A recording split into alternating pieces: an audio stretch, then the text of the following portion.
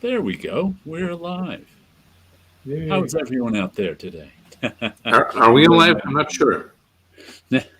Or are we Memorex? Dun dun dun. Classic ad. Showing your age. What's Memorex?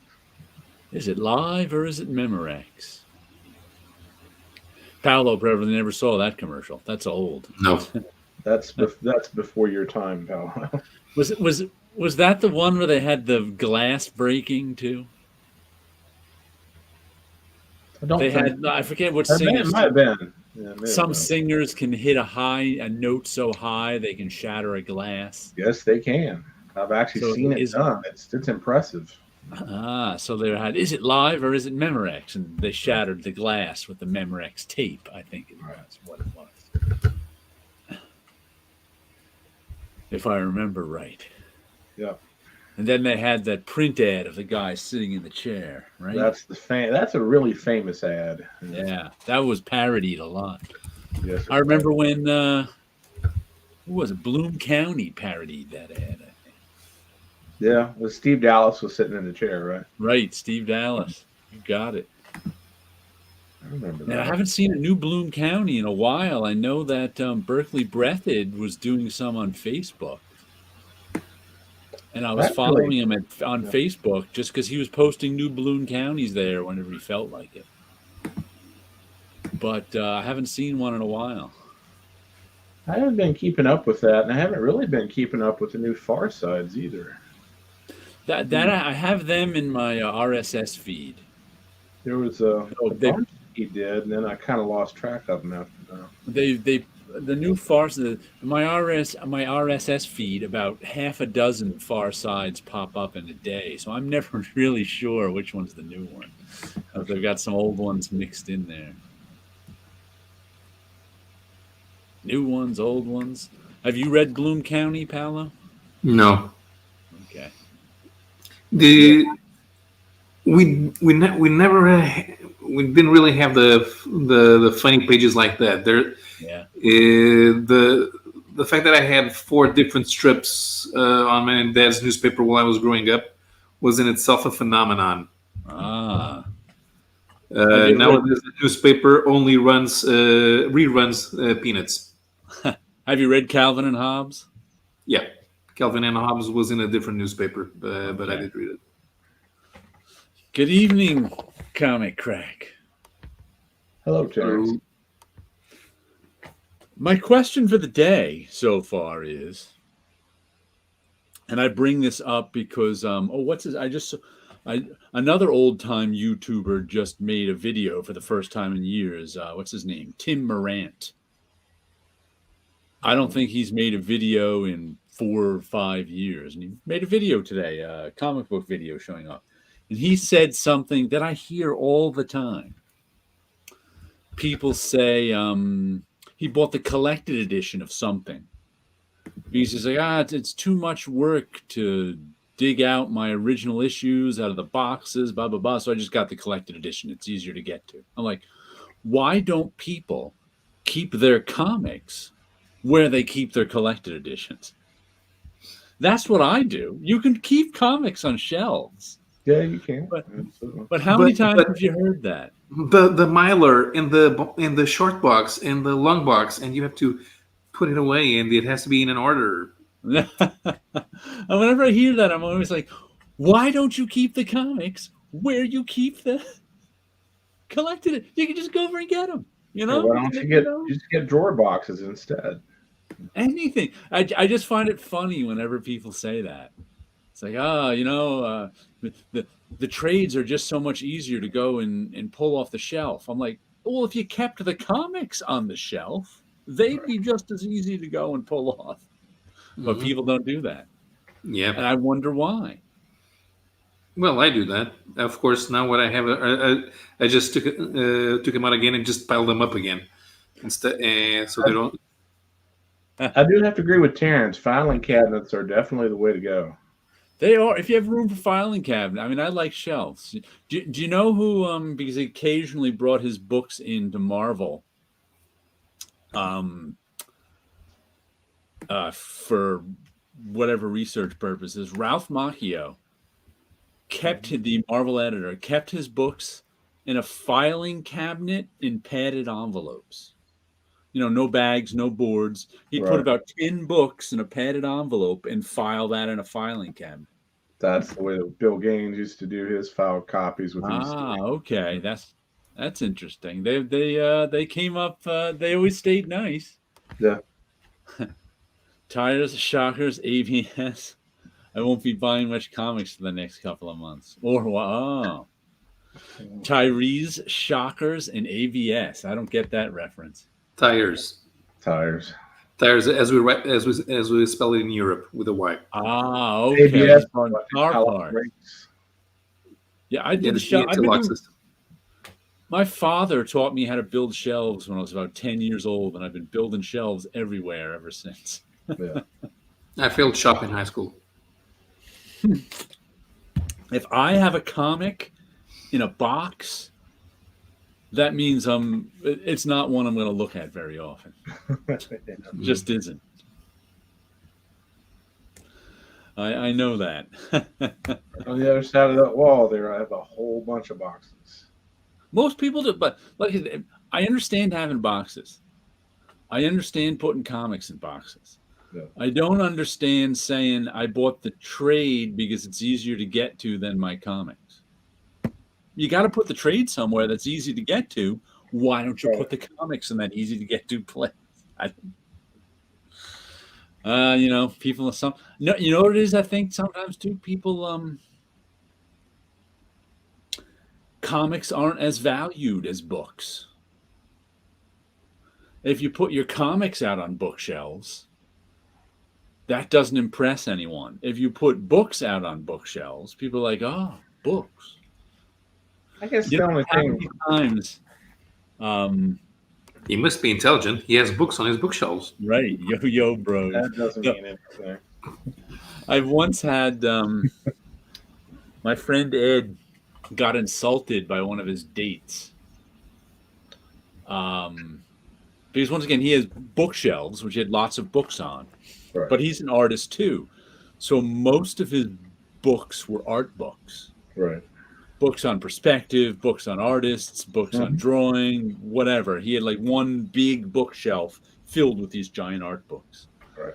And so he happened to bring his date over. I don't think he got more than a first date with her. But I still remember him telling me this line she said. Where she walked in, was like, she saw his bookshelf, was a little impressed, looked over at it, looked at him, and went, oh, books you just look at. She wasn't impressed because they weren't books for reading. That's when you hit the ejector seat button. Books you just look at. And the funny thing was, Ed just looked at those books. He didn't read them till years later. He was probably in his 20s at this time, the both of us. And like when he was in 30s and went back to grad school to get a master's, that's when he like read all his art books instead of just looking at them. He's like, wow, I've had this great book on perspective on my shelf for 10 years and I'm finally reading it. It changes perspective on the whole matter. You'd think an artist would actually want to know the technical parts before he starts drawing. Old war games. Have you seen some of the anatomy of American superhero comics? Yeah, but the one thing is being is drawing superhero comics. Another is being a commercial artist. I think if you have war games on shelves, I don't know if it's less. You know what it is? If you have comic books on shelves, it hasn't happened in years because nobody new ever comes over here. But people would always come down to my studio here and look at my shelves and go, "Oh, are those all record albums?" And I'd go, "No, they're comic books." And the disappointment on their face was palpable. Right. But I think what it is too is comic books are more understood as something geeky and unwanted. So if you have comic books on your shelves, that somebody's going to poo-poo it.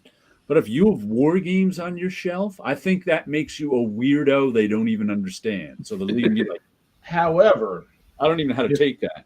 if you are a war game collector, you're into that, and you see somebody's setup, like if they've got a whole basement full of just nothing but war games, it does look impressive. You're like, Yeah. damn, Well, look to at all you, the nice stuff. I'm talking a random, normal Oh, 25-year-old that comes into your they house. don't care anything except about floral swag that you can put on the wall.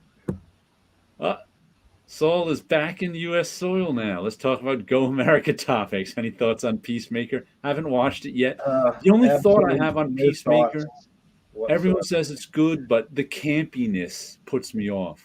Somebody else had mentioned they thought it was ridiculously campy. A Portuguese singer took photos of her amazing library where shelves made 90-degree corners, had books on both sides of the. I'm trying to picture that. Yeah, especially because it's those fake books that you use to fill up shelves. Or the Ah, people that organize their books in by color.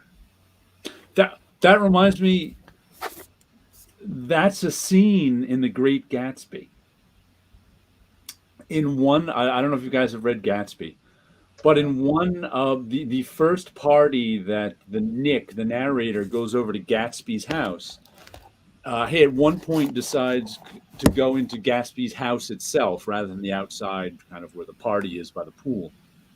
And he sees what's called this owl spectacled man who's in Gatsby's library, this giant Mhm. library. And the spectacled guy is like, "Wow, the books are actually real."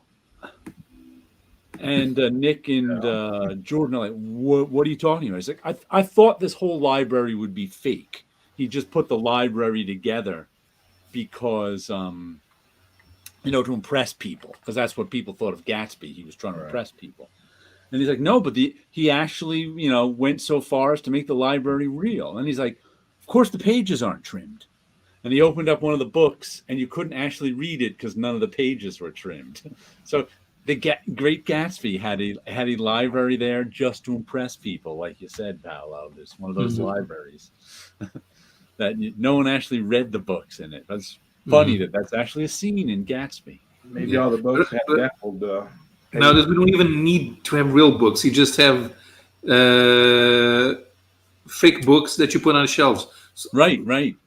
That's why the so- guy was impressed that Gatsby had actual real books mhm. instead of and this is 1924. People were doing that, so that ain't When nothing. everybody actually had books. Yeah. Shelf. What about real card catalog too?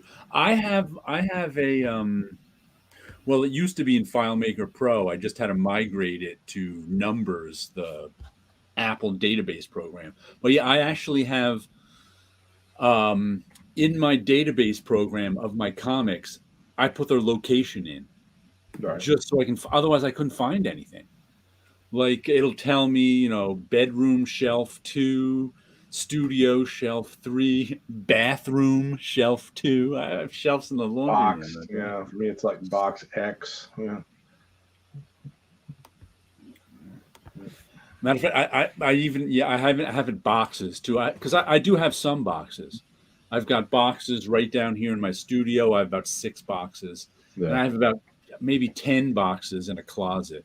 Which those are the ones I can get rid of. It's like if it's in a box in the closet, I really can get rid of it. What happens What when you happens move? when you move? I don't move. That's the only Well, thing that happens. if that happens, then either I or somebody else is very unhappy with all the crap that they have to move. Yeah, I'd have to move all this stuff, and I have to build new shelves, and I'd have to, and I would build new shelves. I remember when Mike Just get some. Kaluta moved from his old place in New York City to a different place. I was Mhm. convinced that the only way he'd be able to move all that stuff was to carry it down to the USS Intrepid and then float it to wherever he was going to move to and unload it. Yeah. Yeah, but yeah, I would. It is actually not hard to build shelves. All it is some No, pine it's not hard. boards that you glue and screw together, or else I even have like the shelves that are just brackets. Like, let me see if I can aim this over here. The shelves that are above my computer, Mhm. I don't know if you can see them. You can't really see them. But they're just, you buy these metal brackets. They're triangles. You screw the metal brackets into the studs, and you Right. put a pine board on top of them. 1x8s or 1x6s. Those are one. I got a 1x8 and a 1x6 over there. I So used to work in a actually furniture really easy to factory. do. Right. And the idea of using a 1-inch pine board just drives me up the wall.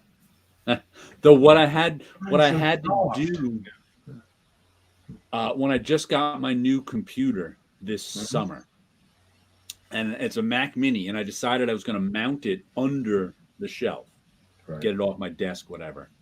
So what I had to do was take all the books off the shelf. Then I took the pine board that was on the brackets, unscrewed it out of the brackets, and flipped it over. Because after all these years, it was starting to bow. It was about a 1/2-inch bow in it. I'm like, I may as well flip this over because I don't want to bow where my computer is. That's why you use oak instead of pine. Pine is cheap. That's why I use It is. That's true. Pine is It's cheap. now trendy to shelf books with the spine on the inside, so all they look white or creamish. No. I've even seen the interior decorators who will shelve your books by color of the spine. I shelve my books by the height. Don't commit violence on these people. No, that's not the way you God.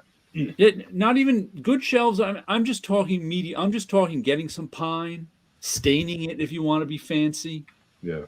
and gluing it together. Those are not hard to build. If you Yeah, want to build if you want to be a carpenter and build a bookcase, that's hard. But a basic bookcase, if you don't want to be a carpenter, they're not hard. I made custom wood bookcases. I laminated them with laser etched pages. See that? You're taking an extra step there. I just came up with the best material to do the most ridiculously expensive and unnecessary bookshelves. What's that? Carbon fiber. Carbon fiber bookshelves. You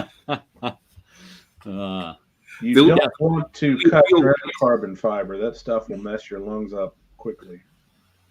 That depends on what I do with it. I mean, it just stays there. It's not like I'm going to be I'm not going to be sending it. No, I'm saying if you cut carbon fiber, you need to wear a mask. Yeah.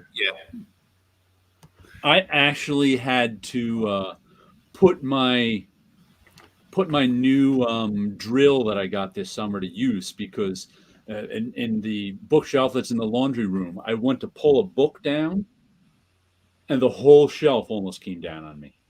I was like, "Ooh, that's supposed to be anchored into the wall."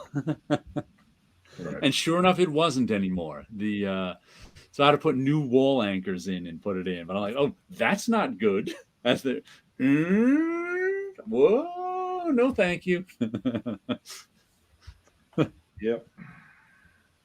So you got to anchor your bookshelves into the wall too. That's it's not hard, but you got to do it. No, it's not hard. Carbon fiber can withstand nuclear attack. Keep those comics safe. See, comics are all disintegrated, but the shelves are looking good. Yeah, when my father taught me to make the shelves, he taught me, stain them, varnish them. Now I'm like, I like raw pine. That's where all the work is. Raw pine is my aesthetic because I don't have to. The actual assembly is not bad. It's the sanding and the finishing that takes all the time. That's why I don't sand and finish. That makes them easier to make. Though I have at times stained them or painted them, but Charles Vest makes all his own shelves in this studio too. Yeah, it's really not hard. I mean, sometimes it's kind of cool when people will do things piecemeal like that, where it almost is kind of like a jigsaw effect, if you want to, where everything fits in a certain shelf. Yeah, I did it like for a certain section of the room. I have some of the over this side of the studio.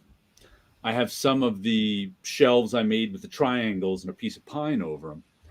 And what I did was, first of all, I wanted them to be big enough to put treasury editions on. So my big art books are over there. So they're tall shelves. Mm-hmm. But also what I did The bottom shelf goes all the way across. The shelf on top of it is come in a little so that I could put really tall books on the outside because there was no shelf above it. Then the third shelf came in a little bit more. And then they came out with artist editions, and I filled up those big outside shelves in like 2 years. I was like, So just like any good artist, you're using up the negative space. Yep. But I thought of that just because I had so many big art books. I was like, I have to have a place for these big art books. I would also like to have a set of flat files, but man, those things are expensive. I have cabinets that I use as flat files, but they're not the same thing. Yeah. Flat files are pretty darn cool. They are, but they're also cost you an arm and a leg. Yeah. One of the books that has to go on a shelf now that I made a video of this today. I love this cover. This type work on this cover is beautiful. I remember telling you a few weeks ago I was going to get see if I can get some Great Gatsby illustrated ones. And this is the first one. And it has proved to me that not just comics are ruined by bad binding. Regular books can be ruined by bad binding. Yeah, too. sure. Because this is flat glued binding and it doesn't even open. I mean, I started reading it and I stopped. Your book has a mohawk in the middle. Listen to that snap shut. Yeah. It's like, wow, this is terrible. And it even it's like the book itself, the outside, you can see through the bottom of it. This outside bends, but this glued binding here doesn't bend at all. You just made Imperial Shuttle when you did that. And like the illustrations are nice. The book design is really nice. Right. I love this cover. I wish this cover in person is really nice because there's a very thick gloss varnish on it. This gold is a 5th color gold ink. Even the back is nicely designed. Right. Just there's beautiful typography in it. It's got beautiful design, a sort of Art Deco. There's one of the illustrations. Really nice illustrations. Just really nice. Really, really nice. Who's the designer? I'll give her some.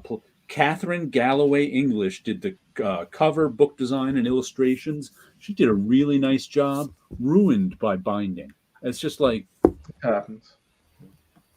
And this, though I got it for $13, this is a $25 book. You'd think for a $25 book they could have a binding that opens. Yeah, that's not a bad price though. A lot of the art books I like to buy like that. They can be expensive. It's a gift book, not meant to be read. Yeah. Oh, he's back. I'm looking at this Great Gatsby that I made a video of. So finishing the wood is a pain, definitely. Yep. But nice illustrations in this. Some nice Art Deco-ish illustrations. If only you could see them. I ended up spending an extra $3 and getting the digital version of this too, so I can digitally hoard it. But that's one less copy of Spawn that you can buy for $3. I spent $6 on an issue of Spawn this week, but we haven't gotten to that yet. Matter of fact, let's get to that. I'll show you. Oh my goodness! It's not Spawn. It's Scorched, which is the Spawn team book. Now, here, I'll go big. It's the Spawn team book, and this is I've gotten all the first issues for this. Oh, look, Exit Wound. There's 2 stories in it, one drawn by Stefan Segovia, one drawn by Paolo Seguera. And nice art in it. The story was okay. It's a bunch of the different Spawns teaming up to form a Spawn team. And the reason I got it, besides, I was just buying all the first issues just for the heck of it. but the 3 first issues I got have connecting Brett Booth covers. So it's like, you know what, I may as well get. When I saw that, I planned. Yeah, it's a double sized first issue for $6. I think it was. Yeah, $6. But I'm not getting any more. I just got the first issue. I got the connecting covers. That's fine with me. Yeah. I'll continue to buy the 1 Spawn book a month, not 4 Spawn books a month. Yeah, they combine to make a one big cover. So they don't Nope, like they all don't make a get together and gigantic make one Spawn. like no. giant Voltron spawn. You can just see all the spawns at once. Oh, because there's so many different spawns now. But nice cover.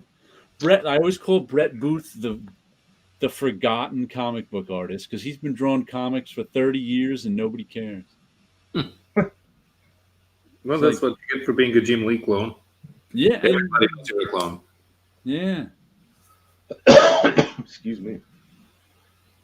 And this comic also got me thinking about, and I think it was because, where's that double page spread? I will show it to you when I finally hit it. Come on, where is it? The beginning story or the end? There's one double page spread in here. There we go. It's kind of McFarlane-ish.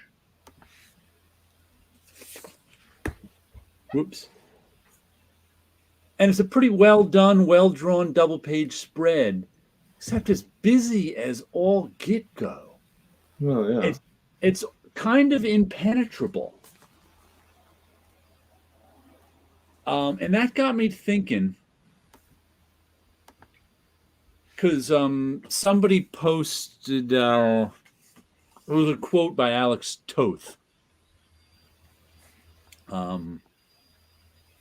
we got?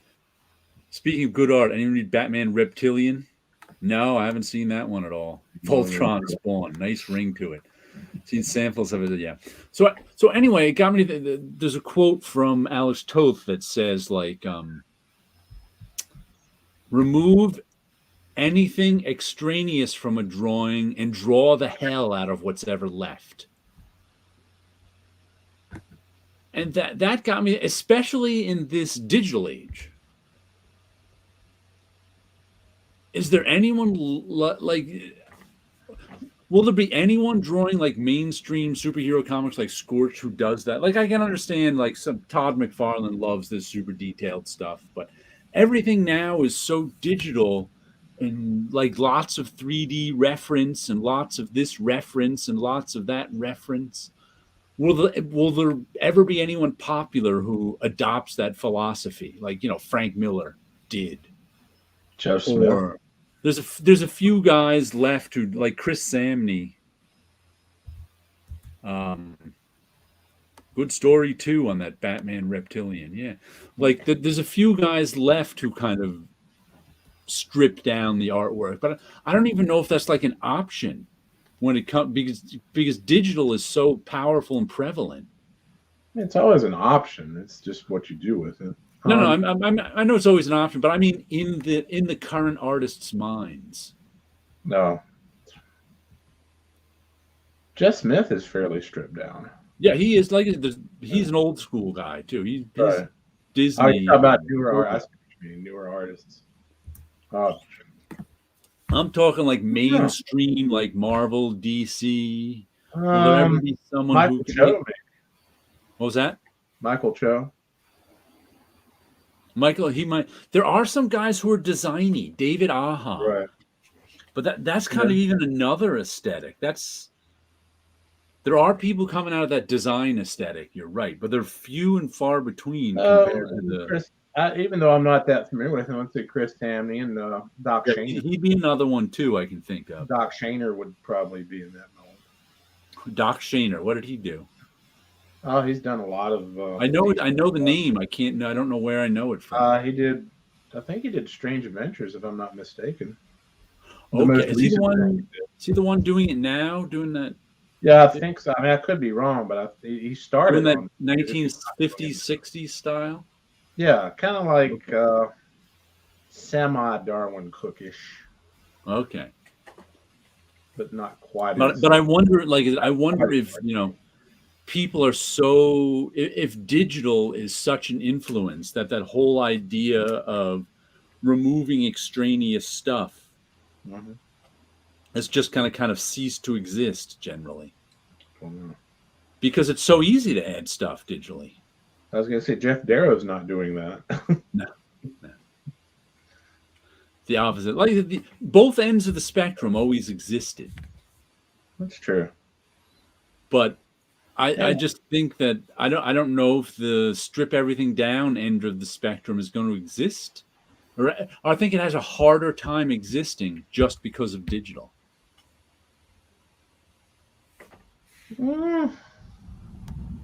Maybe.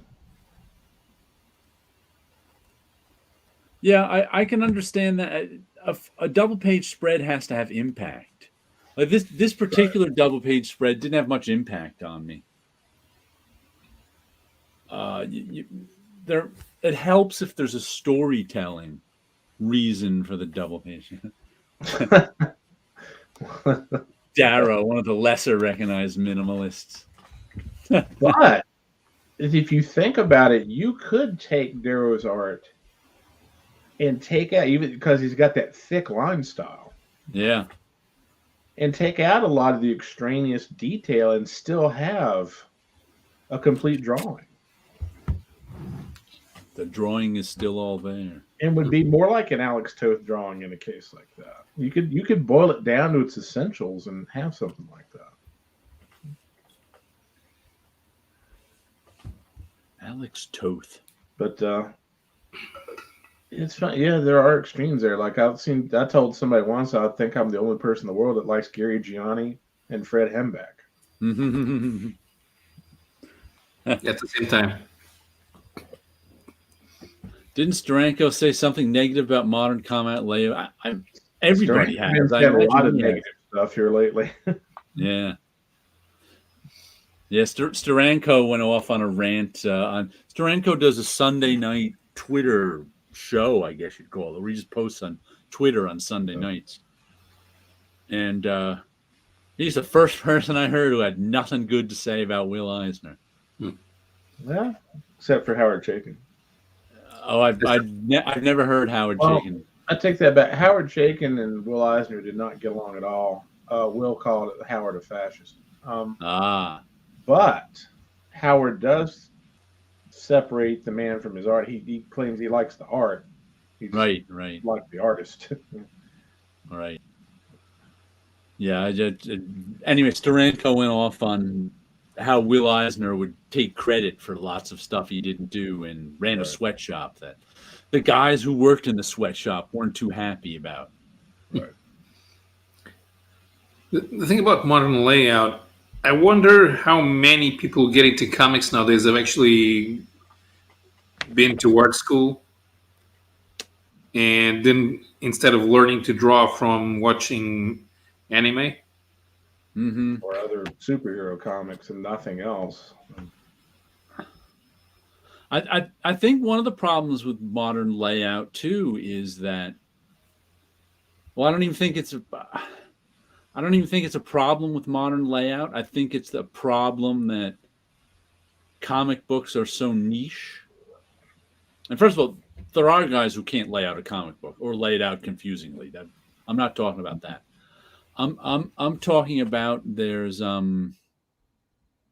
we've all been reading comics for decades. Right. Mm-hmm. So there's advanced things you can do with the layout that we accept, that we don't even notice. Right. Because we know how to read them. And but if you hand that to a new person, they're lost because they don't have.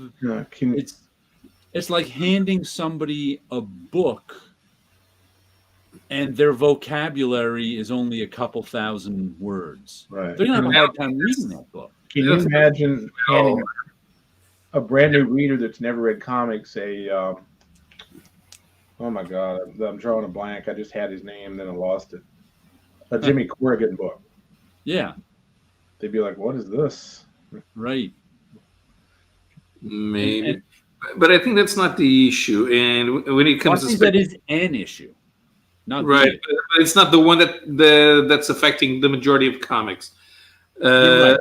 You're right. I really think that the problem here is that the guys who want to get the most prestigious assignments in the big two, they only learn they only learn by copying figures, and they don't pay attention to environment. Mm-hmm. Right. There's a lot of comic book artists who are bad at their jobs. But I was just saying, I think that's one problem. What I was saying is that's kind of one problem that really doesn't get talked about much. Is that there are sort of advanced comics, and you can't give advanced comics to a new person. But no one ever mentions that, because like the idea that every comic is someone's first comic dominates more. And I can understand that. There are some comics there are certain comics that are so sort of simply and clearly laid out that you can hand them to anyone. Hellboy would be a good example of that. Yeah, Bone, like you said before, you could hand Bone to just about anyone. Because I've actually heard over the years people have said to me, I don't read comics because I don't know what to read next. They don't know how to read a comic page at all. Left or right. That actually does happen. Unless it's Japanese. If you would take any of the Craig Russell adaptations, they're laid out beautifully. They flow so well. Manga's actually usually pretty easy to read. Not always, but I hate it when word balloons are mixed up. And that's editorial's job to make sure that doesn't happen, but it doesn't always.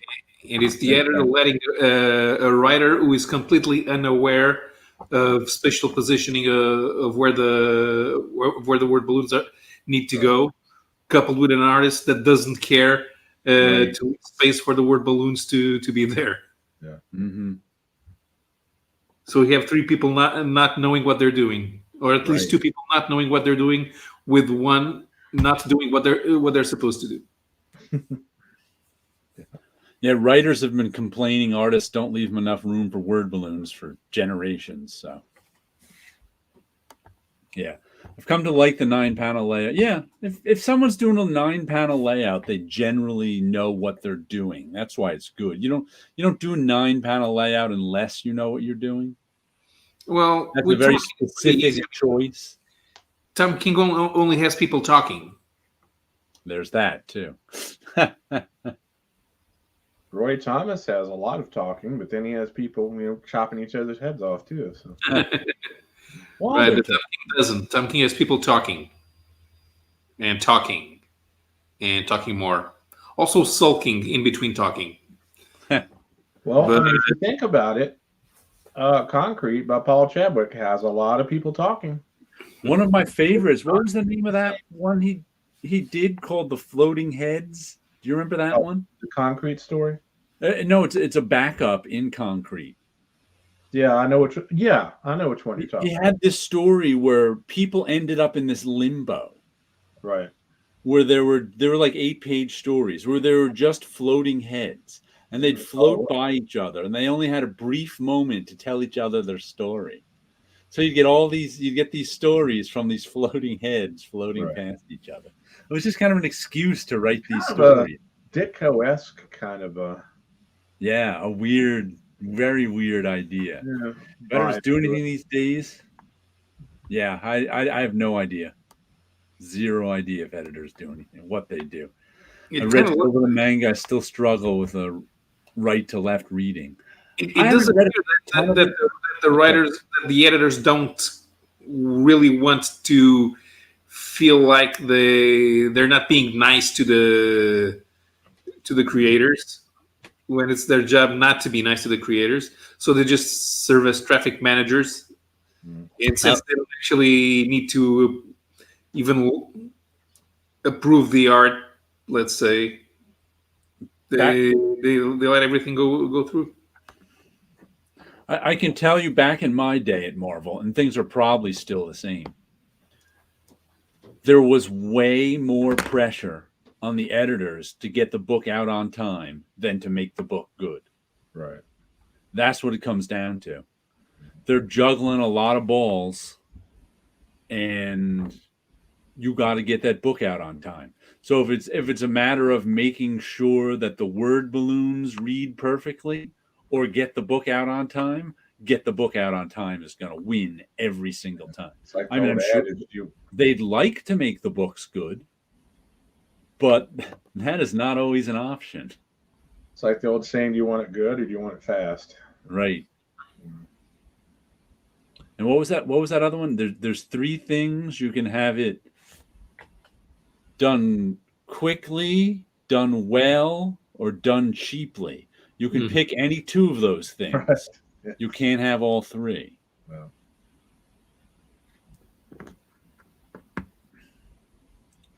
Yeah, so I imagine it's still the same at Marvel, that like there's more pressure to get them out on time.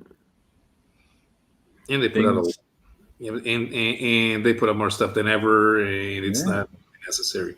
The thing is, if you want to keep the trademarks in print, having all of the trademarks in print at the same time every month doesn't really do anything for the trademarks.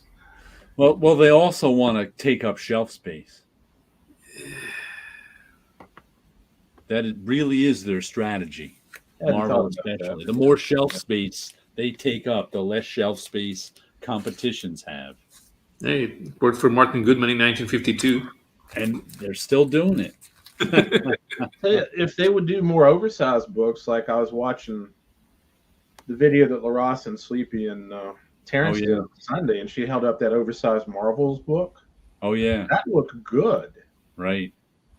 It's like Marvel has an oversized book with really good art and really good creators working on it. Is that the Kurt Busiek? Whoa! It had a I don't know who the writer was, but I think Alex Ross did the cover. Okay. I'm not sure who the writer Mr. Gretzky had different. I know it had different artists, but I'm not sure if it had different writers or not. I don't know. But I'm like, Eric Powell doing the thing? I'm like, wow. Yes. Huh? Sign me up, you know. See, that's something I don't care about. I mean, I'd rather read Eric Powell doing Hillbilly than doing the thing. Right. So I kind of see that and I'm like, I'm sure it's fine. Yeah. Nothing wrong with it. But it's nothing I'm going to hunt down. Yeah, like, remember when Paul Chadwick was the artist on Dazzler? Well, that was the beginning of his career. Way back in the day. Yeah, about 3 years before, about 2 years before Dark Horse started. So we probably hadn't come up with the concrete yet. No reason to track down those issues. I may have bought those ones off the shelf, because I bought Dazzler when it first came out, maybe 4 or 5 issues, and it was terrible. It was terrible. The John Romita first issue was nice. Then he was like gone by the 3rd issue. I mean, John Romita Jr. He was like gone by the 3rd issue. Did Sienkiewicz do a Dazzler cover? Yeah, I think he did some Dazzler covers. Yeah. That was the only good thing on the book. Okay, so that would be the reason to track him down. Yeah. Then by the late 30s, I think it was Paul Chadwick made me buy the issues. I was like, oh, interesting new artist. Yeah. So I bought a few. I bought it just before it was canceled. Just like I remember around the same time, a similar terrible book, Spider-Woman. Steve Lee Aloha started drawing it, like in the issue 30 in the 30s, and I started buying that too, just because of Lee Aloha. Right. That's a great last name. The thing about Lee Aloha never had the most attractive art style, and considering I think he took over from Carmine Infantino. Yeah, he did. So was never going to be. Really hate Carmine Infantino, don't you? I do not like Carmine. I don't like Carmine Infantino's late 70s work. That's for sure. My first real exposure to Carmine Infantino was when he was doing the Star Wars books. I did not like any of that stuff. My first exposure to him was in the mid to late 70s when he was doing fill-in issues at Marvel. So I'd pick up my favorite comic that I remember doing some for Iron Man, and all of a sudden there'd be a Carmen Infantino fill-in issue, and I'd be like crying. Ah! I did not like his stuff.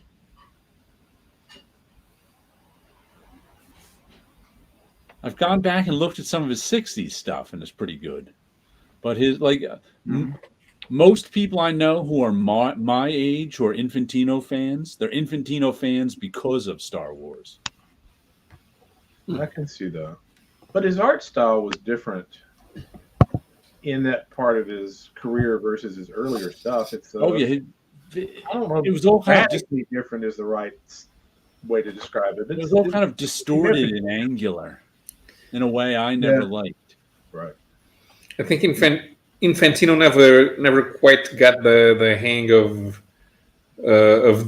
Marvel style, and Gil Kane did, and I think even this is me trying to be charitable because I think he was trying to draw like Gil Kane did, and it wasn't working. What was Infantino famous for? The Flash and the New Look Batman in the 60s. Infantino considers his career an unfinished symphony because he hit his height in the mid 60s when he reinvigorated both the Flash and Batman. He was the one who took Batman out of its dull, the Bob Kane style, even though it wasn't really Bob Kane, from the 50s and into the early 60s, and he updated it in the 60s and made Batman popular again. But then it was the late 60s, I think, he got tapped to be the first, like, the art director and then the publisher at DC. Right. So he was really hitting his stride as a comic book artist, almost starting to be like he was starting to be considered one of the best comic book artists in like the mid 60s. And then he went off and became an art director and eventually the publisher at DC. Right. And he never continued, his style. And then by like he got fired being DC's publisher. And he was back to being a freelancer again. And word was he was kind of bitter being a freelancer again because he was publisher of DC Comics. Right. That's a big position he got canned from. And he didn't pick up where he left off. He was a jobber. Didn't he also work on job? Yeah. Didn't he also work on Strange Adventures with Adam Strange? Yeah, Adam Strange. He did some very famous stuff there too in the 50s. Even that was. Yeah, his Flash in the early 80s was. I bought it just because it was so darn terrible. I was that in in the early 80s there was not as many comics as today, and they were a lot cheaper. But I bought the whole Trial of Flash run, just sort of watching it like a car wreck. But his art was actually better on the Trial of the Flash than it was in a lot of the fill-in stuff he did for Marvel, I thought. But I'm not going to tell you it was good. Because I looked at it again a few years ago and went, oof. I think Infantino was outdone by John Byrne's style that dominated Marvel. Yeah. I think that is... At that time, Infantino was not working that much. The thing that people criticize about Infantino's work at Marvel came out in the late 70s, at best 1980. And Byrne... Well, that was Byrne's. Byrne was the late 70s too. His X-Men. Yeah. Right. Oh. But here's the thing. I remember Infantino did a fill-in in the Red Ronin fight on Avengers, and Byrne had just had a short run on Avengers at the time. That was some terrible stuff. I remember I was buying. Yeah, but the thing he was drawing, it was Spider-Woman and Nova. Yeah, that was a couple years earlier. I stayed away from both of them, but he was, like I said, Infantino in the 60s was an artist. He was, a fan favorite guy who was getting noticed for his talent. And then in the 70s, he was a jobber. He was a guy you hired because he could get the comic done on time and out. He was nobody's favorite. So his career really is a bit of an unfinished symphony. He always said I've read him say if he had stayed on his trajectory from the 60s and kept being an artist, he would have ended up a lot differently. Which I think there's some truth to. Yeah, I'm sure there is. Yeah. Like with Romita Sr., all of a sudden he becomes Marvel's art director, and we don't see him do anything regularly anymore. But no, he was still doing stuff. He was doing a lot more than Infantino did. He was still drawing comics and inking comics and fixing comics.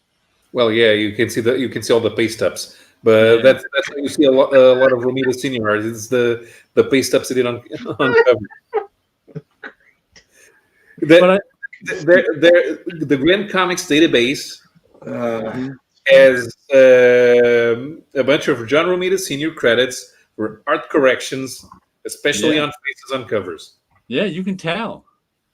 It's easy to tell, especially on Kirby covers. Wasn't he the one that redrew the face on one of the Kirby covers? I think that was the Steranko cover Marie Severin did, but yeah, John Romita redrew a lot of Kirby faces. But he also redrew everybody's faces because at least on covers it kind of makes sense because you want to make sure that on the part that you need to recognize to sell the comic, the character it looks the same, doesn't matter who draws the cover. Stan Lee paid a lot of attention to the covers and wanted the faces just so. Mm-hmm. But there are crazy. Sometimes editors are just nuts. I always tell the story of in the mid '90s. My friend Ed was working on Topps Comics. He was doing production and whatever they needed him to do there. And this is like long before the age of cover corrections like that was long after the age of cover corrections like that was over. They didn't cover correct faces in the comics at all in the 90s, probably not in the 80s either. But Ed came home one day and he was like, you know what they have me doing? They have me correcting Walt Simonson dinosaur heads. He's like, all the heads are perfectly fine.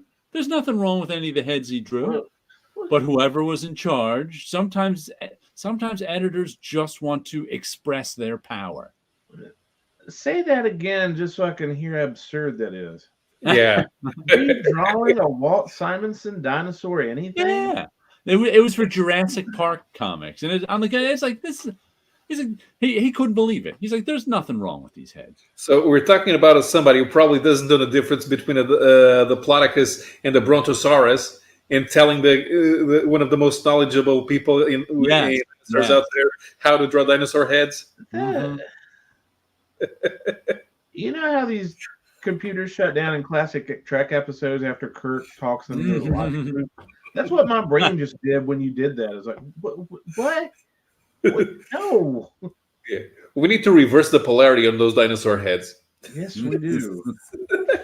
And remember, too, comparing Romita to Infantino. Mm-hmm. Romita's art fell out of fashion in the 80s. It really did.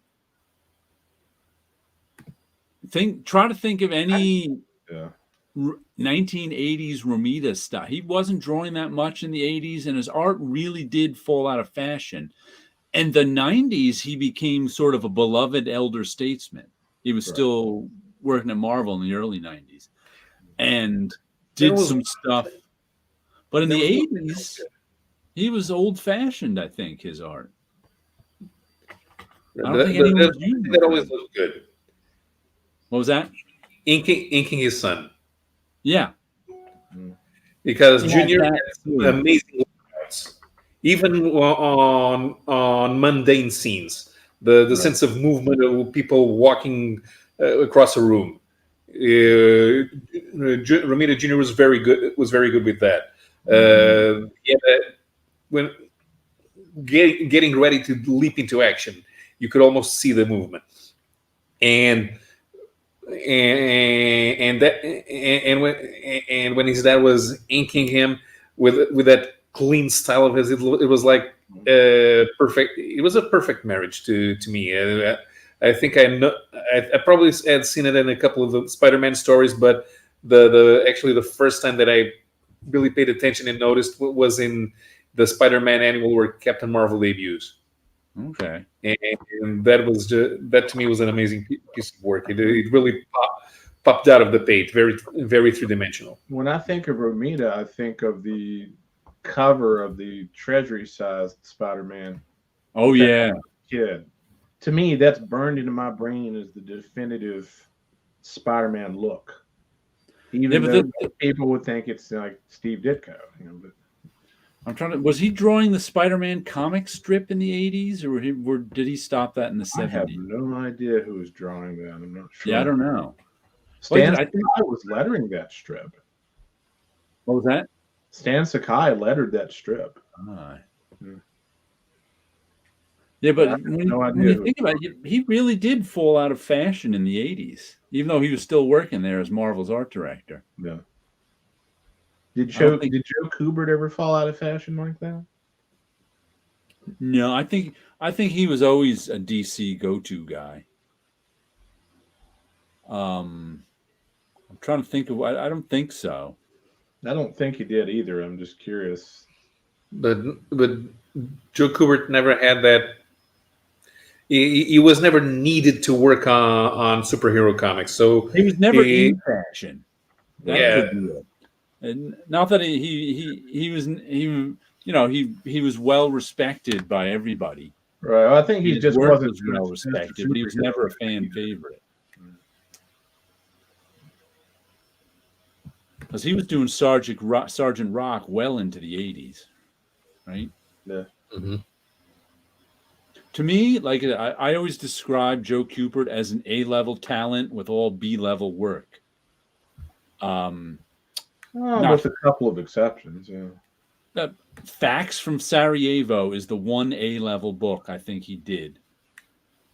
But that was just kind of the nature of his career. I mean, there's no A-level Tarzan comics. There just aren't. There's some solid, well-drawn Tarzan comics. I got no problem with Tarzan comics, but if you want to hand somebody a comic to get them to show them what comics do best, you're not handing them a Tarzan comic. You could hand them a Hal Foster Tarzan. Yeah. I still don't think people respond to that. I don't think people respond to Sunday strips anymore like that. Adventure Sunday strips? No. I don't know, man. You show somebody some classic Prince Valiant, and there's like, damn, that guy can draw. Yeah, but nobody cares that he can draw. That's what I'm saying. Right. I can't even read Prince Valiant. I think Prince Valiant.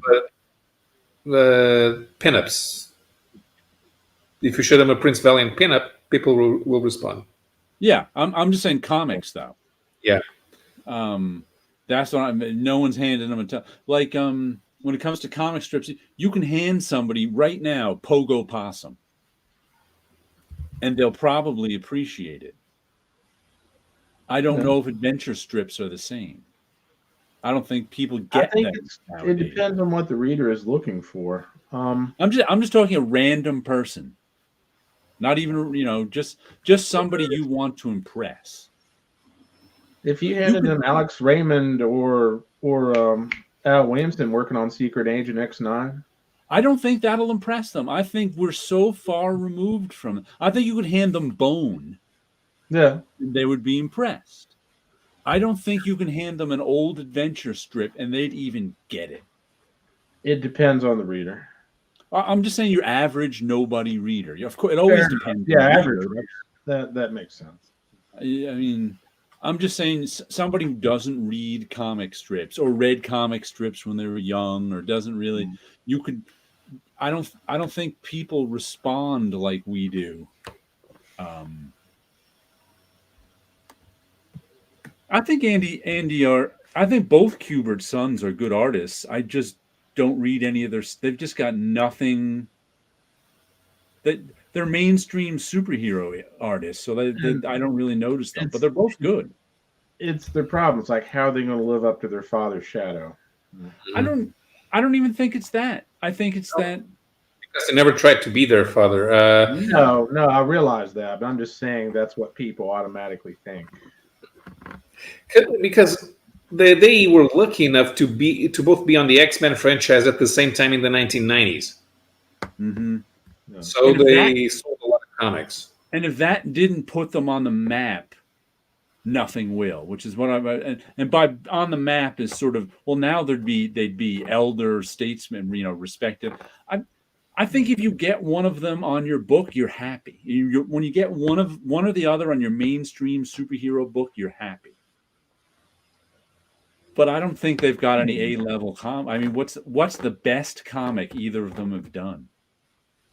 Whatever Happened to Batman, that was written by Neil Gaiman.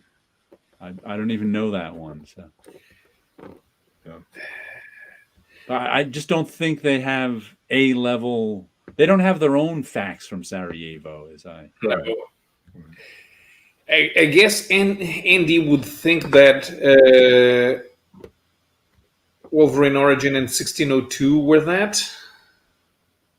Could be. That might. I mean, I read Wolverine Origin, didn't like it very much. I read 1602, didn't like it very much. When I think of 1602, I think of that cover art. But the problem is, when you think of those two books, nobody thinks of Andy Kubert. When you think of 1602, you think of Neil Gaiman.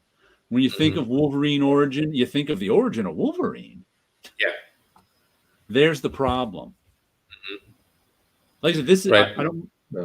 I think they're both very talented. They just haven't gotten their due. Yeah, they don't have that breakout project that they worked on. And I don't know how many people remember them because I wasn't 10 years old when their work was coming out. Yeah. Like I have fond feelings for Sal Buscema art. Now, nobody's going to tell you Sal Buscema is the best comic artist all the time. But since I read a lot of Sal Buscema, and he had, 50-issue runs on stuff. Mm-hmm. I think the Kuberts would kind of be in that same. Are the Kuberts in that same category for people who were 10 years old in the 90s? I don't know. I guess they were. I mean, here's the thing. There are people who started reading X-Men and Wolverine after the Image guys left for Image, right? Because they weren't reading yet, but they were always the hot books, and they started. They were the easiest ones to find. And you would never find a 50-issue run. They had over 50 issues each. I think Adam had a little bit more Wolverine. But they always had fill-ins because they were not the type of guy who could handle a monthly assignment. The detail demanded of them was too much. Afternoon. Andy Kubert replaces Jim Lee, who is known for being very detailed. Right. Adam Kubert replaces Mark Silvestri, who has a lot of scratchy details. Right. Sal is one of my favorite artists, along with Kurt Swan. If you're of a certain age, I can understand that. That's what. Do you think Andy and Adam Kubert are anyone's favorite artists? That's what. Because I have to imagine be for somebody. Yeah. I haven't followed. They have to be. You're right. I just don't know anyone, and I have to imagine that. They both worked on the X-Men, right? Mm-hmm. Yeah. Right now, if they were each to put out their own indie comic, someone would buy it, right? Yeah. Or I have to imagine if they were on Twitter and like, oh, I'm selling this print of something, that 10,000 people would buy that print. Would that be too much? I would have to think they have that many fans who would buy a print from them. I don't know how well prints sell. If you called it an NFT instead, they may jump all over it. The thing is, Adam actually got a good gig after he left Wolverine Mm-hmm. because he did Incredible Hulk. Okay. Andy did not have a good gig. I don't even remember what he did after he left Objectiveless X-Men. I have no idea. Sure. I mean, they were both on top books. Mm-hmm. They have to be someone's favorite, right? Right. Just because they were there. Yeah, Okay, use the and they're talented. It's not like they're untalented. They're good. They did a good job on those books. That's Are they true. doing it? of a lot of Are either of different- them still working? I don't know. I haven't seen, although I don't pay that much attention now to whenever they come up with new stuff. Following comics news is very hard nowadays because the actual news promoting comics get buried in a ton of opinion trying to pose as facts about whatever. That and it's all the writers who get all the promotion, all the name promotion. 10 years Not ago, even Todd McFarlane was anybody's favorite artist. Since then, all his fans have come back to comics. Went on to YouTube, and he seems like a comics god again. That is true, but he was a comics god to begin with. Adam, I don't think Adam and Andy Kubert were ever comics gods. If So that's he's a why comic I god, wonder. I must be agnostic. I wonder about their status now. Oh, I forgot all the Damien. 29 Spider-Man 2099. Man, there are some things that should be left buried, and that's one of them. It was a fun moment in time, and let's not go back there again. It was fun being there. It was, and I liked most of the stuff that came out from 2099. Yeah, And I did and I loved Warren Ellis's Doom 2099 run.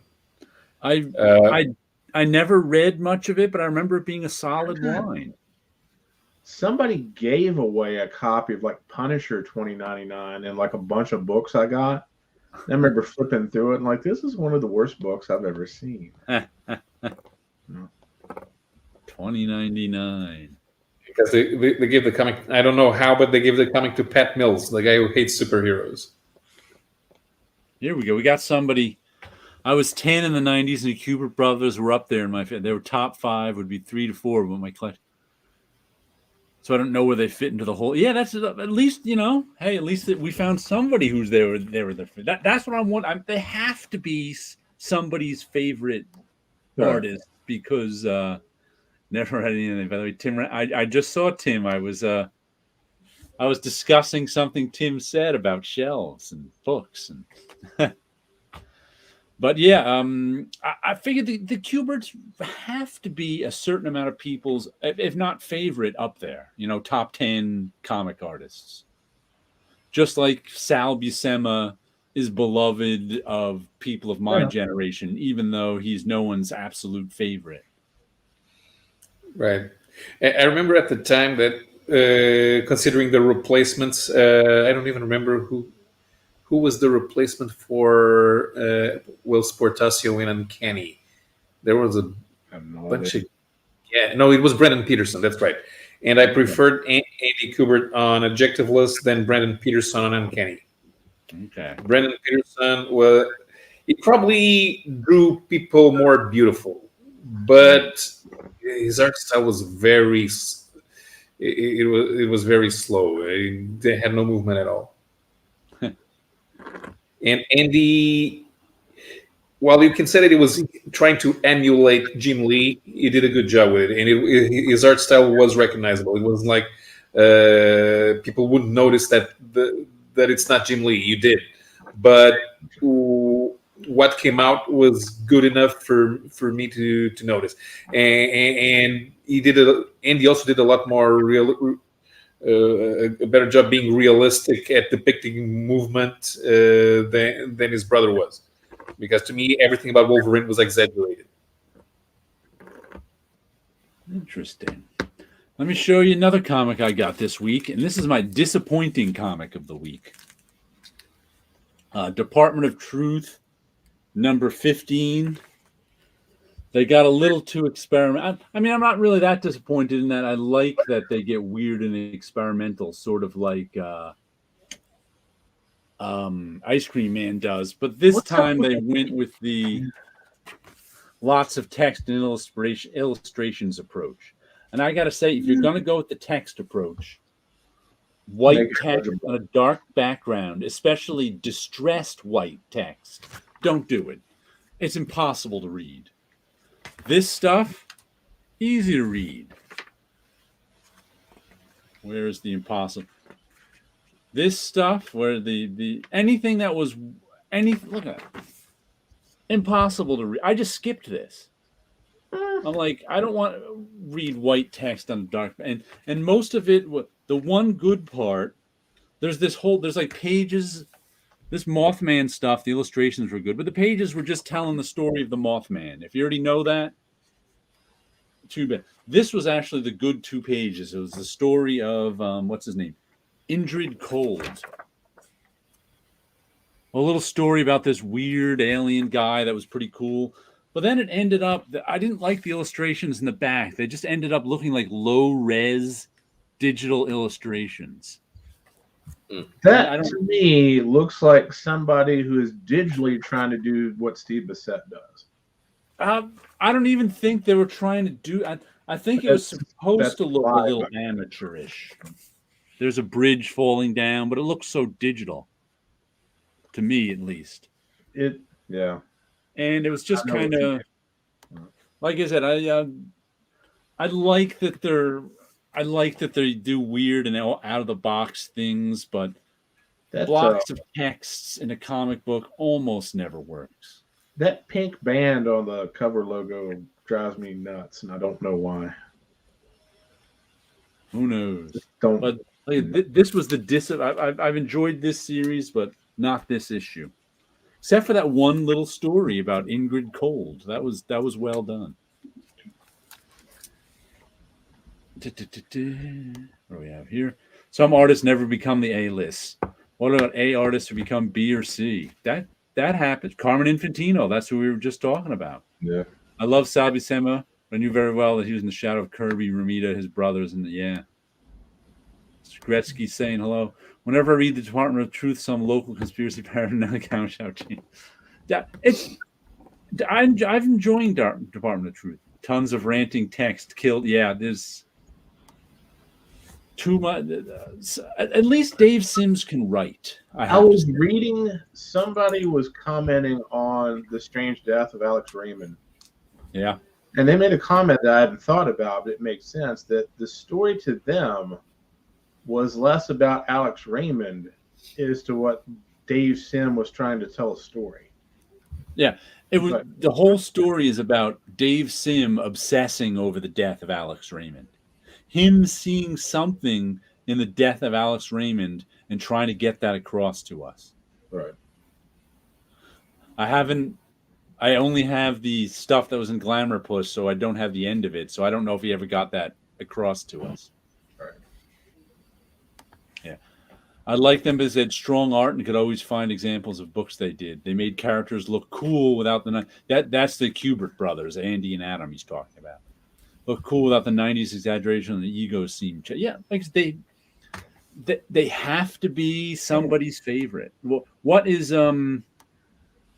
Titkovlin? What would you say is the quintessential Andy or Adam Kubert? That's what I was trying to figure out. Do they have like to me their father Joe? I think he's an A-level talent without a lot of B-level comics. His A-level comic to me is Facts from Sarajevo.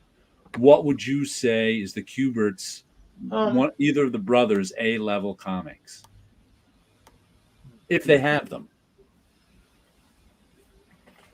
Like I said, I don't know that they do. Because they don't have any evergreens, do they? Are there Andy or Adam Kubert? Oh gosh! Like is there Marvel 90s Marvel stuff in print all the time? No. Maybe a couple of the storylines from the big crossovers. Wolverine Origins and 1602 might be the only two they keep. I think the fact that you're trying to think that hard to find one kind of answers the question. Yeah. Huh. Interesting. they're X-Men, but it wasn't one book. It was their work on a whole. Yeah, well, like I understand you like their work on a whole. I'm just saying, if you had to hand one, let's say, trade paperback to somebody that'll convince them to be an Andy or an Adam fan, which would it be? Sort of thing. Yeah, like if you're trying to push the from the Claremont Burn run, you know that it's the Dark Phoenix, specifically the Dark Phoenix saga and Days of Future Past. Anything in between or before, you don't need to show them that to show them that. Even though you as a fan like them, you're not going to show them. You're going to show those ones because those are the ones where the best material comes out. And Andy is lucky to have Origin and 1602 because they're close stories, so they can reprint them. But there's the thing. The X-Men at that time, that's the thing that got Peter David to quit X Factor, was the constant crossovers between all the titles, and their work was just a part of those big storylines that were part of the mega crossovers. So it's not like people are going to say this is the great story drawn by this guy, because it wasn't.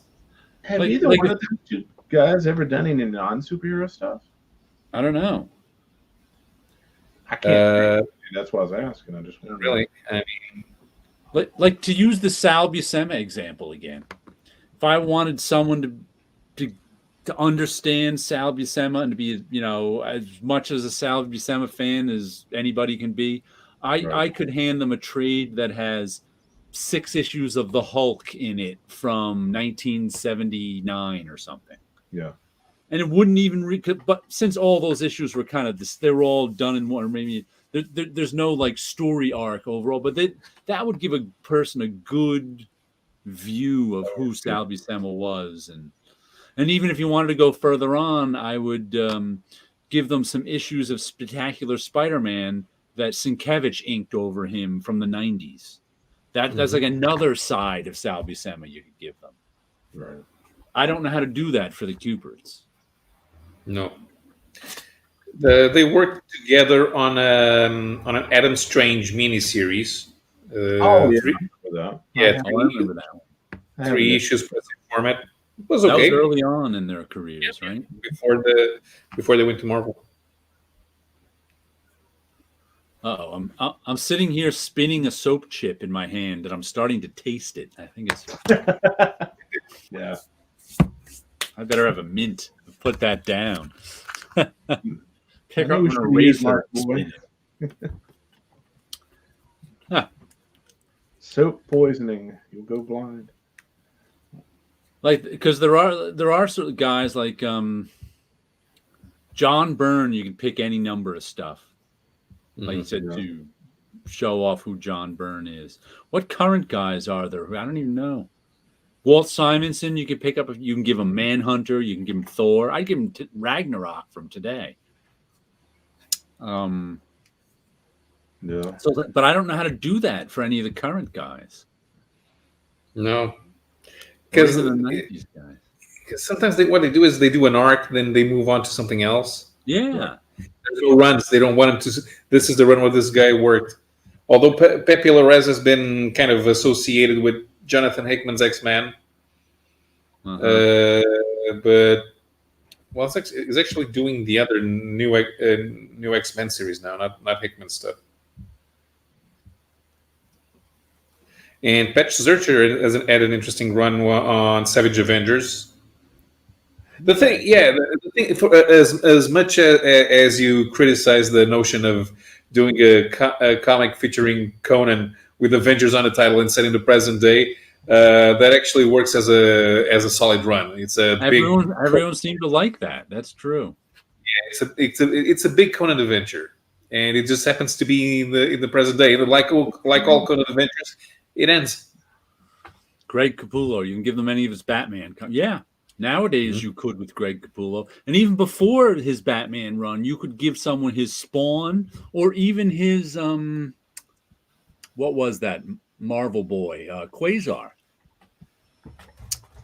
Now you'd have to give him all three to see his career, but all three of those were kind of standout, at least to me, even if I didn't read them all. I read an issue or two of Quasar and went, wow, this guy's pretty good. And I read an issue or two of Spawn and went, wow, Greg Capullo's a better Todd McFarlane than Todd McFarlane. Yeah. Kyle's right about Savage Avengers, kind of a unique success at Modern Marvel. Yeah, it's probably the only comic that Marvel put out in the last 5 years or so. It's an uninterrupted run. It has the same guys working on it. Mm-hmm. And the story doesn't veer off into weird directions that have nothing to do with the plot. That just ended too, didn't it? Yeah. It's strange. This just popped into my head. A lot of sort of the modern Marvel stuff that I can think of from the last, 20 years.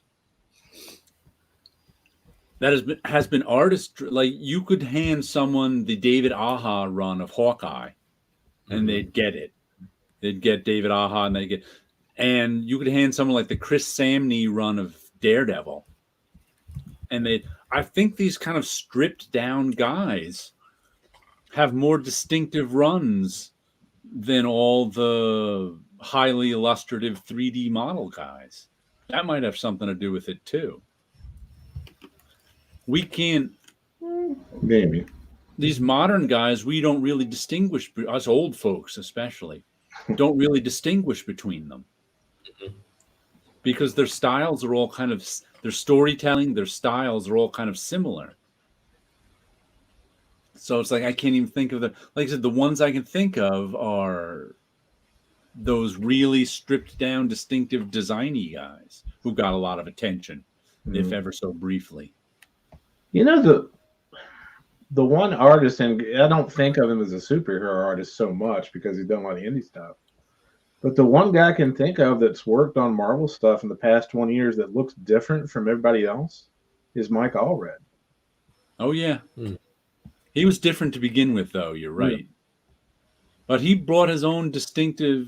He did a good job with his Marvel stuff, keeping his distinctive style, yet adapting it to Marvel. Yeah. Mm-hmm. Yeah, you're onto something there, Jared. All the overdone guys blur together and the stripped down artists stand out. Yeah, I think so. I think that because I can't think of. There's just so, like House of X, Powers of X. I read some of that, and the art was nice on it, but I don't know who did it. Pepe Larraz. Who was that? Pepe Larraz. And the thing he has going for him is that he knows how to draw, which nowadays is pretty rare. Allred is a great example. He did a good job incorporating Hickman's penchant for diagrams into the whole visual of the comic. Ah. Huh. He needs Elliot Brown working for him, doing some diagrams.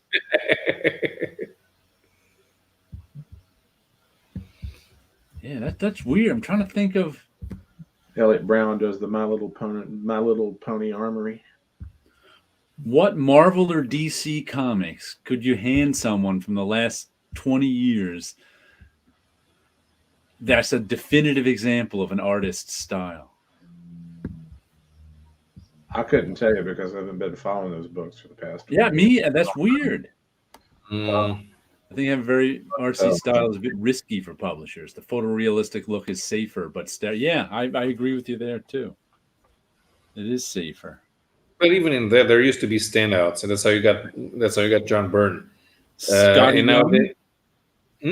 Scotty Young. Yeah, but pops to mind. It doesn't have a photorealistic style. Right, he doesn't. I'm just saying all the guys at Riley Rosmo, very art oriented. Yeah. Allred, Silver Surfer. Who's that other guy who did the Silver Surfer? The artsy, the indie guy who did Silver Surfer. just recently that everybody Silver Surfer Black or something like that. Oh, He's another guy praised I for remember his the art. cover, but I don't know who the artist was on it. Yeah, Alex Ross. So he's not gone out of style. But he's another one. But I can't name you any Alice. Has Alice Ross done any interiors since the 90s? No. I don't think so. Don't know. I don't think so. I'm trying to think of a DC artist too. Trad Moore, there's his name. Silver Surfer Black. I don't even know where he came from, but everybody bought that because they were Trad Moore fans. The last thing interior that Alex Ross did was painting over Doug Braithwaite in Injustice. Okay. That take on the Super Friends that they did for DC. What, 2006, 4, something like that. Because then he was busy doing redesigns and covers for that thing with the Needor superheroes, that Dynamite. My only problem with Alex Ross is it all comes to run together after a while. Trad Moore did a few image series, The New World and Luther Strode. Okay. And Daniel Warren Johnston, Beta Ray Bill. Didn't he just did Wonder Woman too, right? Daniel Warren Johnston, a Wonder Woman 2-issue thing that a lot of people liked. Can't remember. I think so. I think I may have read that on Hoopla. It was okay. But yeah, I'm trying. You know what? I would think too that J.R. Jr. is actually still a pretty big name.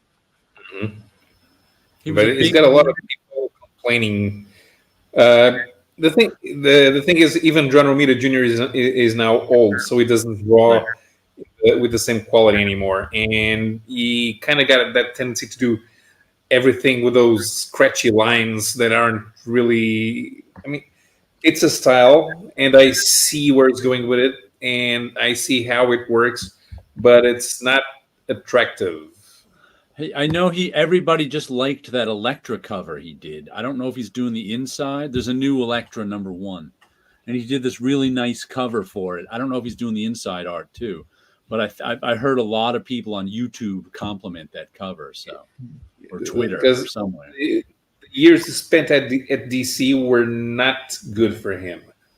I don't think so, but he's still kind of a name somehow. He's still more so than other artists whose name we don't know and people don't know. It's interesting. Who's who? Another book that came out, Savage Dragon 2, and it looks like I got the Marvel Comics cover. And know what I didn't know? I just read in the Savage Dragon is as good as always.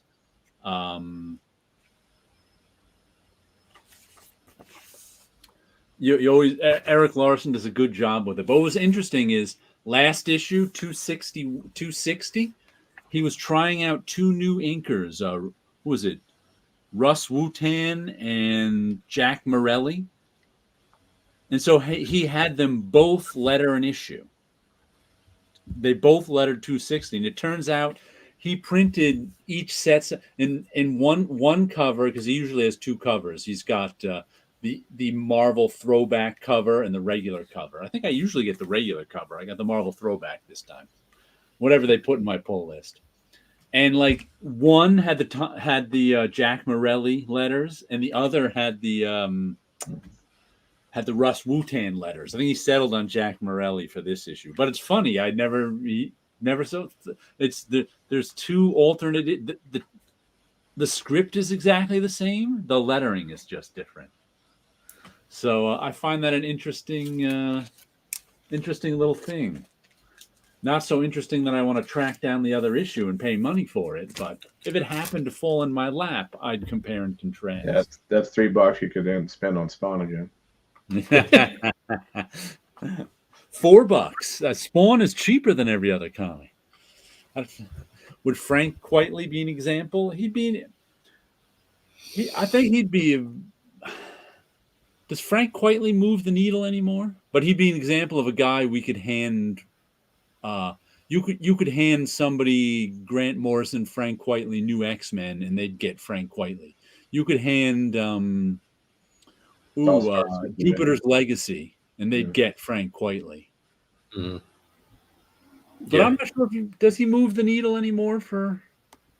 I think he's. I guess. I mean, he does. He can't do it without marketing now. Even him needs a push to remind people, hey, there's going to be a new Frank Quitely comic coming out. Right. Go to the comic shop and buy it. Otherwise, if it just shows up, people aren't going to notice. I don't think people are going to notice if they don't know beforehand. Right. Especially there's a lot of people who draw like Frank Quitely now, or at least have that same sort of thin line style, even if they don't quite draw like him. So he doesn't stand out like he did in 2002. Sure. I stopped liking Savage Dragon about a year ago. The inking and the coloring seemed to change and my interest flipped off. Okay. I still like it. I'm still buying it. Frank Quitely's Superman was nice. I did not nothing to do with Frank Quitely. I did not like that. What was the name of it? All-Star Superman. All-Star Superman with Grant Morrison. Mm-hmm. I picked up the collected edition of 6 through 12 and thought it was terrible. I just didn't like it. I don't remember why. Did he draw Flex Mentallo? Yep. Okay. Sadly, Quitely seems to have faded. Yeah, I think his last thing was the earlier Jupiter's Legacy books. Yeah, he drew Jupiter's Legacy Volume 1 and 2. I think there were only 5 or 6 issues each. That's the last thing I got by him. So he's got to change the spelling of his last name when he quietly fades away.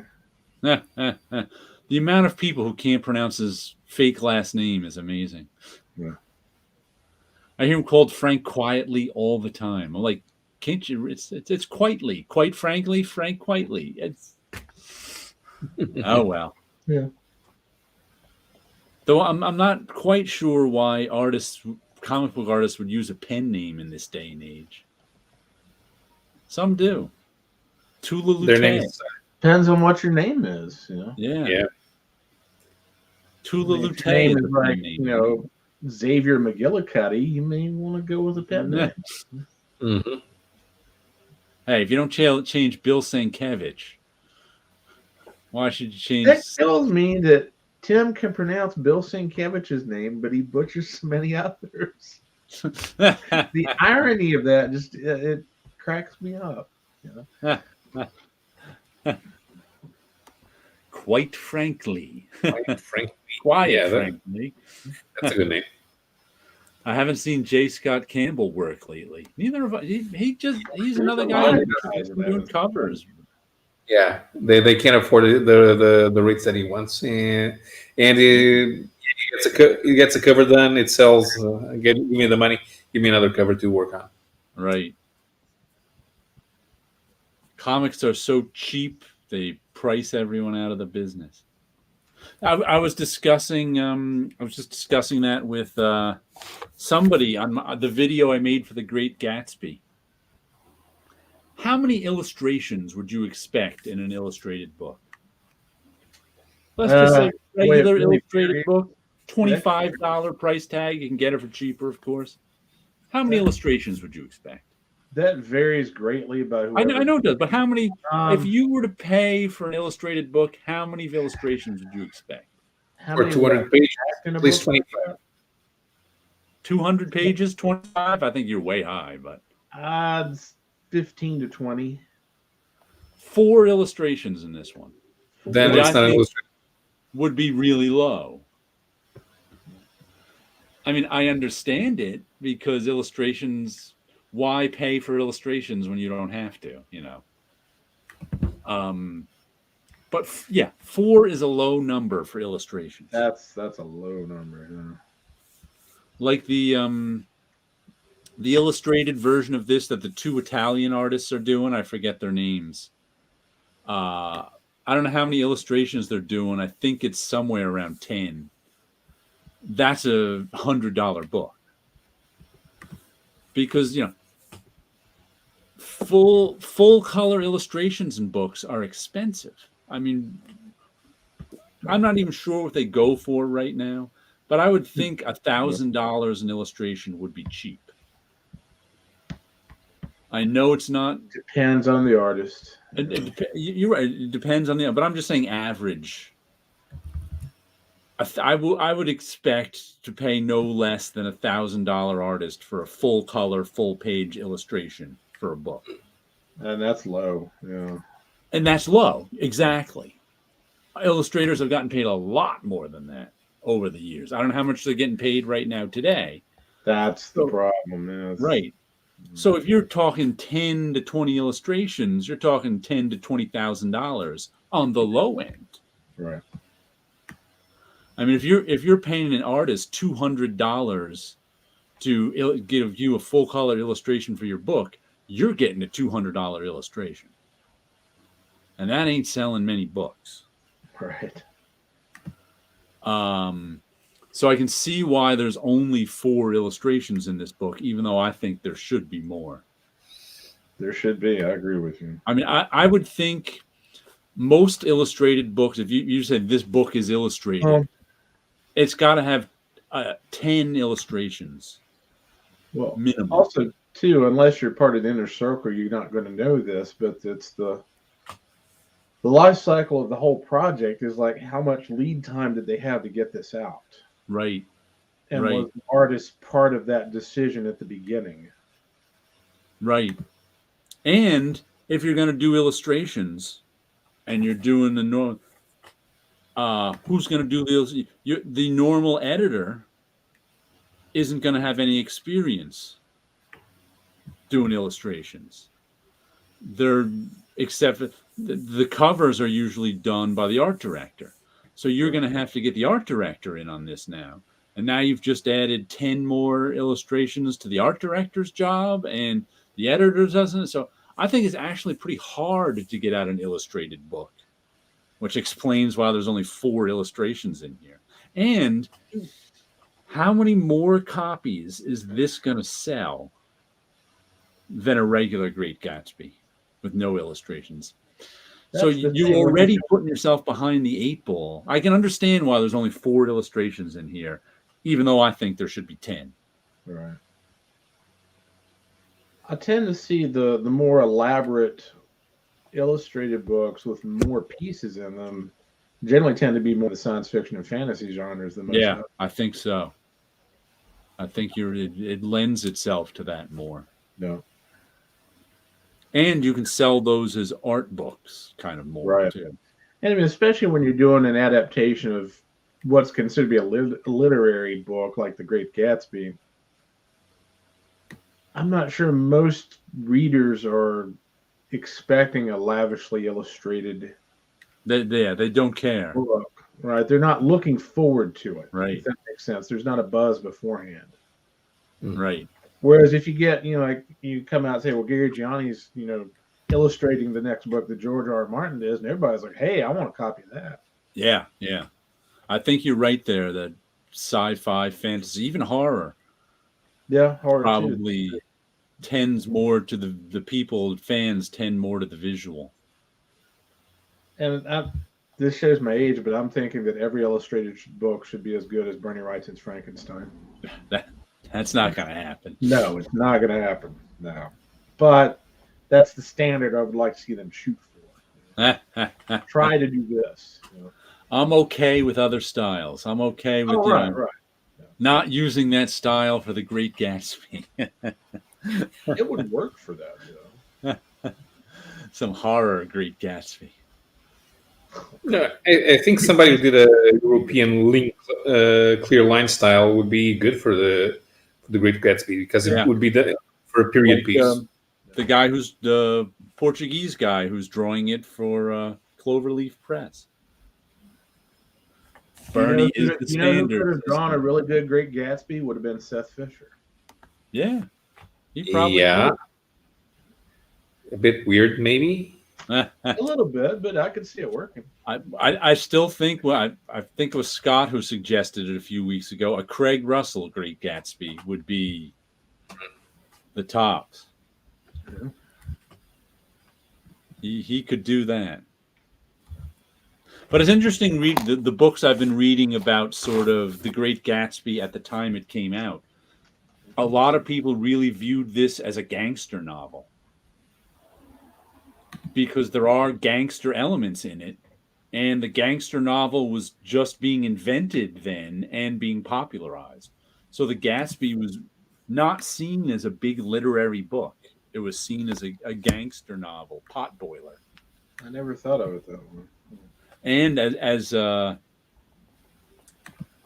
few people said, there's too much adultery in it for it not to be a gangster novel or something like that. Too much adultery for it to be that literary kind of thing. So it's interesting reading about the book when it came out. And how long ago? One of the things I've just read, when you think of it, like that book came out in 1924. That's almost 100 years ago. Yeah.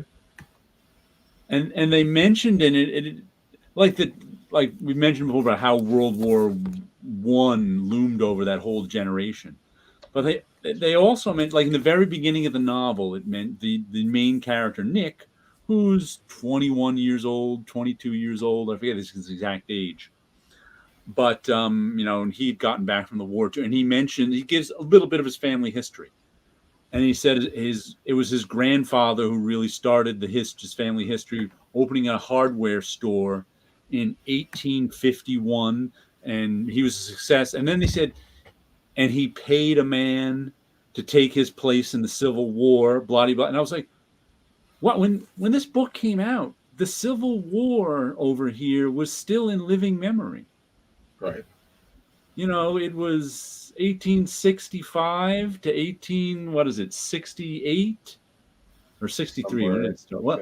Whatever it was 1860 years ago. It wasn't, it was 1970 as it is. It was the Vietnam War to us now. Right. So it's kind of like, wow, this came out a really long time ago. It's interesting to think about the time because some things seem timeless and some don't. Well, everything is of its time, so it's not that time. Right. Sometimes I don't like the word timeless because there's always clues as to what time it came out. But some things are perceived as more timeless than others. Well, like Watchmen is pretty timeless. I mean, it ends up disappearing. Even if it stays there for 30, 40 years, it ends up disappearing. What ends up disappearing was that? Pulp Fiction. I mean, yeah. Presley was still remembered in the 1990s, but so much that even though he died 2 years before I was born, right? People still remembered. My parents had my mom still liked Elvis. My parents had Glenn Miller records, but nowadays you can't even get younger people to remember David Bowie, let alone Elvis Presley. Yeah. Well, think about this. This may be unique to American culture, maybe more so than others. Talk about sports figures. Okay. Paolo, I'm not sure, but I'm aiming this at Jared.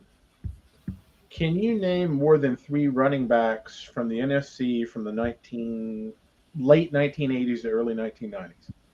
Oh, I can, yeah. I watched a lot of football. Okay, but the average person probably can't. Yeah. But you mentioned Mickey Mantle or Babe Ruth to the average person, they know who they are. Right. Sure, but we got a few of those in soccer as well. But nobody remembers players from the 80s and 90s, even when they were good. I remember Giorgio Chinaglia. There are some people. Shit, messing. There, you have to be not only a Hall of Famer but an all-time Hall of Famer to be remembered. Is what it is. People remember Joe Montana. It's interesting to see how certain names are still remembered and others aren't. Others fade away. Probably 50 years from now, people are still going to remember Muhammad Ali. Yeah. Will they remember Floyd Mayweather? Civil War veterans attended the premiere of Gone with the Wind. Wow. They came out of the movie saying that this is bullshit. And Tit Goblin wants the coolometer back so he can tell what's good or not. Only one or two per generation became, that famous. We remember and worship. Yeah.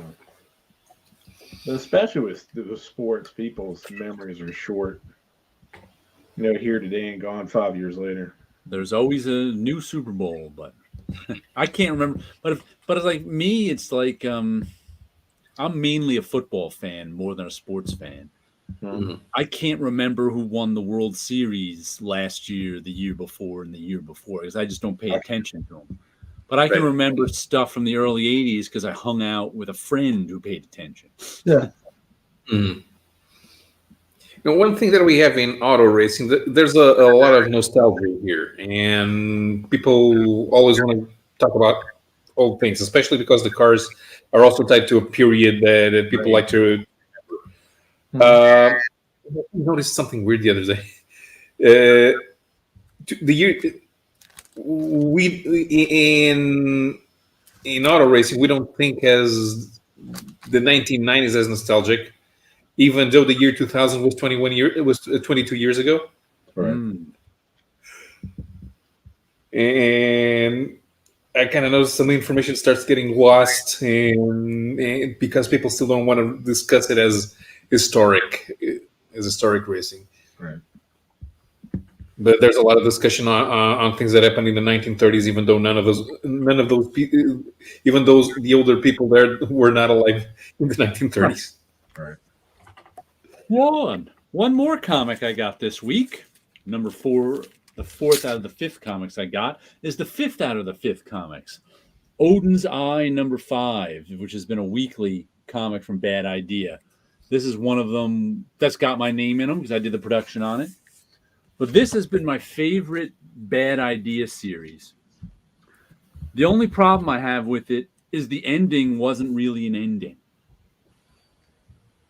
The ending was kind of a to be continued, we're off on an adventure. Because the whole story has been about this little girl who's been either blessed or cursed by Odin to go on a quest to find Odin's missing eye to stave off Ragnarok. And we don't actually get a resolution to that story. Instead, what we get is at the end of the story, the little girl, this guy who's some kind of Arctic Indian, I don't know what tribe he's from, someone from the girl's village who's an old-time storyteller, and a Valkyrie ends up joining them in and they've been having this whole adventure where they don't know she's trying to figure stuff, things happening. Really good book. I enjoyed it thoroughly. But it ends up with the 4 of them on a magic ship heading off to maybe find Odin's eye. But that's where the story ends.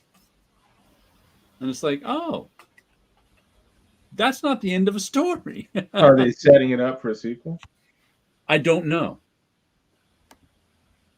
There is no sequel in the works that I know of, but we did just get 5 issues out in 5 weeks. So I would guess they need more time to put together. But no one told me there was a sequel. I guess it depends on how well it sells.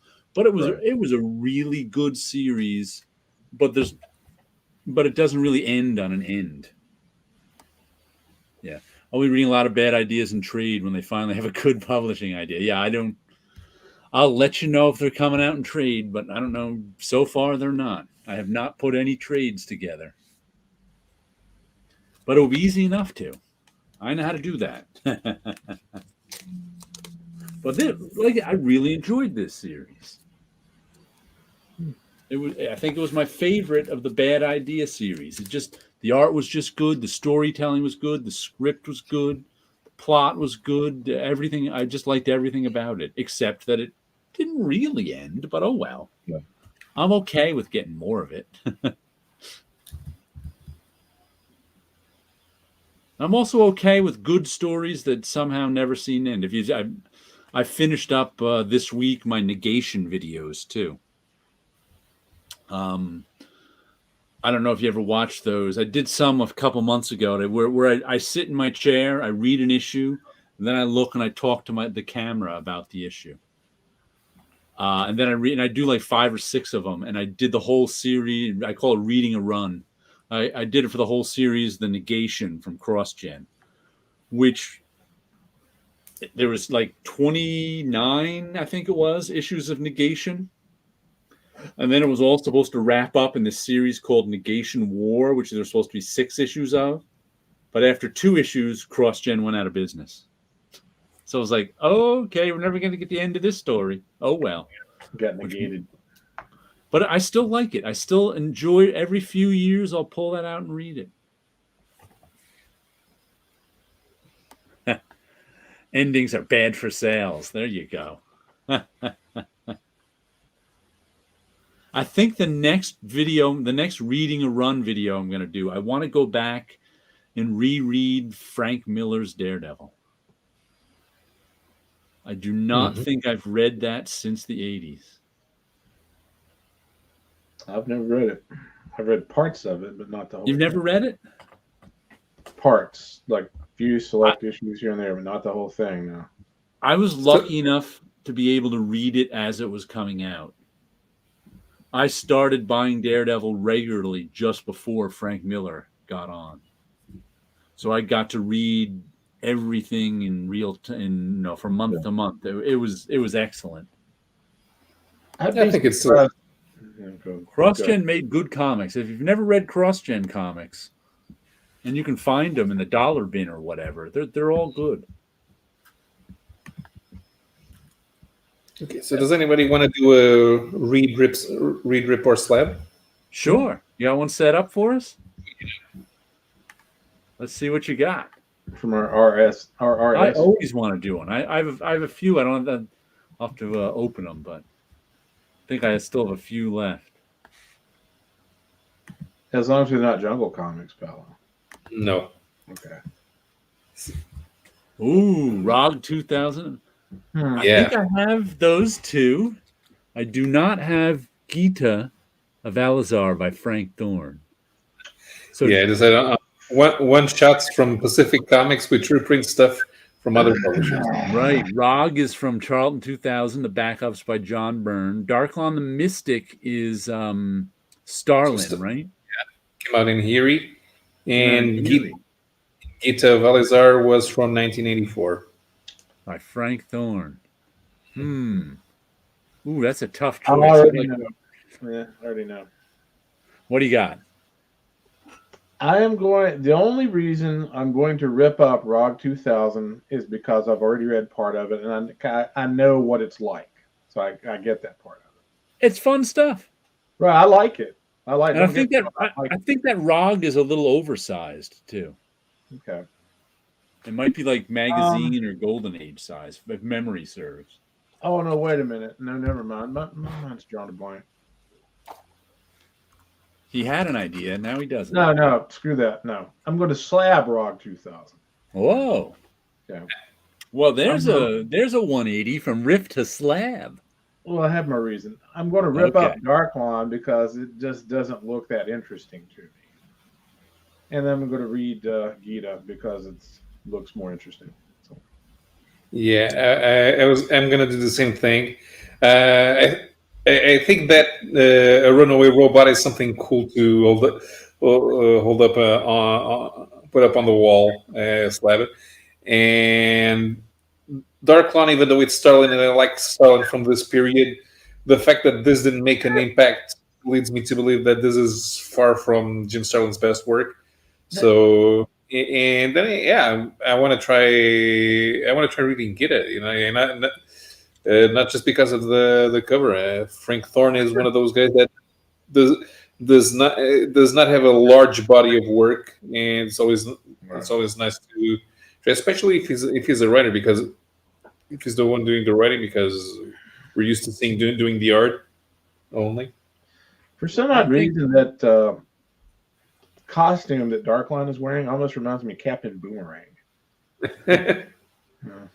I'm with both of you on reading Gita because it's adult fantasies by Frank Thorne, so there's got to be some nudity in it. That's pushing me over the edge right there. I didn't think about that. I'm gonna slab Darklon and rip up Rog only because I think I like the Darklon cover better.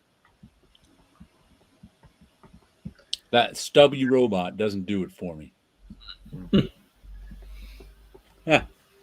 This is hard. I want to read Darklon.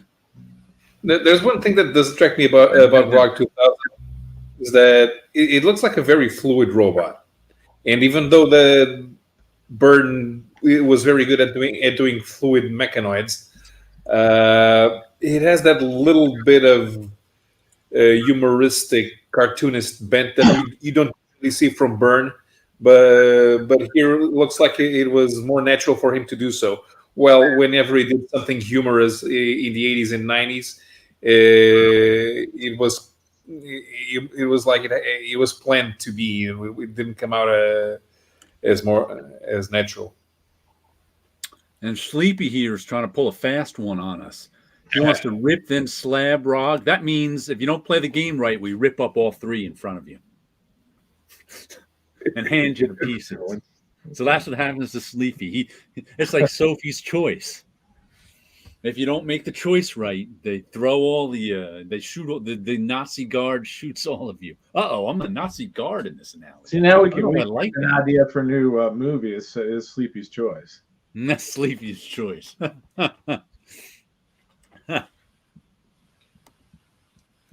Yes, Scott, that metal bikini indicates a story worth reading. Get more Frank Miller Daredevil. Yeah, get more Frank Miller Daredevil. That's a good choice. I like that. I like those three. Good choice. I mean, does a guy wearing a cape indicate a good story? Of course. I mean, there are people inside the cape. Maybe those people are interesting, or not. It's it's that dimension that from Hawk and Dove. I've read Darklon, but I don't remember it. I don't know. I'll watch you rip all your own copies. Oh no, those are your copies. We're coming to your house and we're ripping up your copies. It's hard to rip up a digital copy, you know. We'll delete it. So Rog 2000 was very expensive for 1982. $295. Oh yeah. Yeah, that's true. I bought that. That was a direct, but that was. That's how much what Spawn costs now. This is what make Marvel and DC comics so expensive for me now. I'm used to indie comics costing more money than Marvel or DC. So I mean, like I said, I think that was oversized. It was picking up some. So me paying $3 for that in, I don't know, when did it come out? 1982, 1983? Yeah. When, that was like, it's expensive, but it's supposed to be. This is low print. This is small press. Correct. Marvel and DC are now more expensive than the small press books. So it's kind of crazy. Mm-hmm. Let me show you the last book I got for the week. And this one may have been the best. Well, I don't know. Odin's Eye was maybe it's a tie. What's the Furthest Place from Here? By Tyler Boss and Matthew Rosenberg. And they continue with the oversized. This is I think this is at least 40 pages. $3.99. They must have got a lot of this done beforehand. I mean, they must have banked a lot because the first issue was like 60 pages. The second issue was like 50 pages. I mean, they've put out 150 pages worth of comics in 3 issues. Yeah. So they must have had a lot done beforehand and have the trades ready to go. But having this many pages leads them to be able to make interesting storytelling where they can take their time. And they have little chapter breaks here, which is okay. It's okay to have chapter breaks like that when there's so many pages in the book. And they can do stuff like storytelling wise, where all of a sudden have a few pages where you're in the dark. And they had like, I think last issue, they had like it was 3 double page spreads in a row about these monsters kind of surrounding the kids in the woods. And it was really effective. But you can't do that on a 20-page comic. It just doesn't feel the same. So I think they're doing a very good storytelling job having so many pages, a lot of 9-panel grids. And I call this it's a post-apocalyptic story, but it's much gentler than your average post-apocalyptic story. And this time things got a little weird because it's about a bunch of kids living in some post-apocalyptic. They've never even seen adults, and there's stuff like they like live in different parts of the city. They form their own little gangs, which kind of have all their own little themes too, depending on where they live. Like these guys lived in a record store, so they kind of music was the center of their existence. And then they met these people into this house that's what is this? It's some kind of big box store, I think. And they go in there, and there's these people. They're teenagers. They're kids pretending to be old people for whatever. That's kind of the theme of how they live. And then they like ran into this big room of where is it? A big room of TVs with a VCR hooked up to them. And these kids who live in the record store have never even seen a TV or a VCR. So they're like, they don't know what's going on. And the VCR comes on, and they're like, what's that picture? Where are people? And they're trying to figure out what a TV is because they've never seen a TV. And they're like, no, I think, and their friend is on the TV, and who's missing. And they're like, is he in there? Where is he? So it's like, it's got some really interesting little themes going on. And then it gets real creepy near the end. So thoroughly enjoyed this issue, enjoying this series. So much better than 3 kids walk into a bank, which was just okay in my mind. And only $1 more than Spawn. And only $1 more than Spawn with many more pages. $2 cheaper than Scorched, the Spawn team book. Well, like I said, that's really one I've been enjoying. I enjoyed the first 3 issues of. I think there may be some poetic. What's the word? There may be some irony. There may be some irony in the title "Scorched." Scorched. Though I will complain for a moment about the incredibly thin cover, which just putting it into I got it home from the shop and putting it into my bag had bent over the cover. I was like, how annoying. Not that I really care, because what's the furthest place from here, number 3, is probably not going to be worth as much as Walking Dead number 3. Right. But, you know, speaking of comic, big thick covers don't get folded over when you just put them in a regular paper bag. Speaking of prices, there's 2 things I saw recently that made me go, wow. I was listening to the Art Edition Index podcast. And the first gallery edition of Usagi Yojimbo is now going for $550. You are kidding me. No, I'm not kidding. That's the price. That's the going rate on that one. Wow. And a Mike Zeck, I don't know if it was the whole story or I think it may have been the whole story, but a Mike Zeck Spider-Man thing went at $3.5 million. Oh, I saw that. Right. It was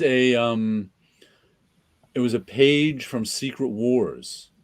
Now, was it just one page or was it the whole story? One page, as far as I know. That's ridiculous. Yeah. 3.5. I mean, really? I don't know what was going on. Really? It was, I think, when he first appeared in the black costume. And how much of that money did Mike Zeck see? None. 0. That's why I saw something with I think Jimmy Palmiotti posted something on Twitter like it would be nice if the page were somehow attached to an NFT, because an NFT, an artist gets a royalty every time it's sold. If somehow the page came attached to an NFT, so that every time the page sold, the artist would get a royalty. Yeah. I'm like, I remember not Kelly a bad Freas, idea. the I don't know how famous- it can be done, but I saw Kelly Freas, the famous science fiction artist convention once. He said, "I can't afford my own work." yeah. I've always said artists are on the wrong end of the supply chain for escalating art prices. Yeah. That's just the way it is.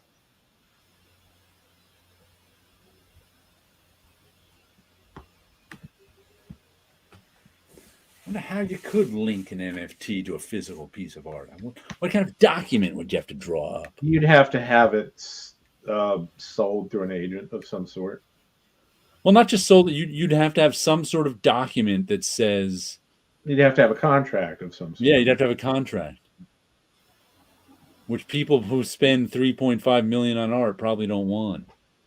Or don't care because they can spend 3.5 million. Right. I mean, my God, that's 3 times more than most Fresneda paintings go for. Yeah. Comics are expensive. Major issues with value. Yeah.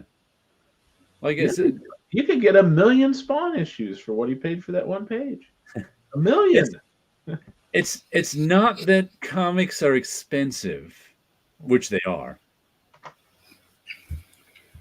It's that comics are too expensive to be an impulse buy. In terms of, I don't mind spending $4 on what's the furthest place from here, because like the value's here. Right. But if I want to just check out, I would like to check out some Marvel and DC comics. I would like to, every week buy 2 or 3 Marvel comics and 2 or 3 DC comics just to check them out, just to see what's going on. But that's $25 to $30. It's like, that's not impulse money. Right. So it's like there to me is where there's a major issues with value is there's no impulse buys. You're better off impulse buying. You can get trade paperbacks cheaper than. I'm like, if you get like a secondhand trade paperback, that's $5 or $6. Especially convention. Yeah. Yeah. The problem, of course, is then you've got 6 comics you don't like instead of 1. Right. That's true. Like the artist editions are valued the way they are. All those publications are gifts just by existing. Yeah, they are. And if Scott looks like Rocketeer artist edition is too expensive. One sold for one. Yeah, you never know. 138. Yeah, the artist. Yeah, he keeps track of. I think it's monthly sales. Right. Of all the different editions, and some of the ones you would expect to sell for lots will sometimes surprise you, and then other ones are like, really? I was able to do an artist edition. I have another one, an artist edition video today because my friend loaned me 2 of his artist editions that he just got, and he got them like right before Christmas when they were on sale. He got a Craig Russell one, the opera one, for $50 from Craig Russell's site, and I think he got the Ross Andrews. Killing me. 50. He got the Ross Andrews Spider-Man one for I think again around $50 or $60. So it's like some of them go on sale for cheap, but some of them when they're out of print they just rise up. Yeah. Why not? But those are cheap to check out. I do. I actually check out all. I read stuff on Hoopla.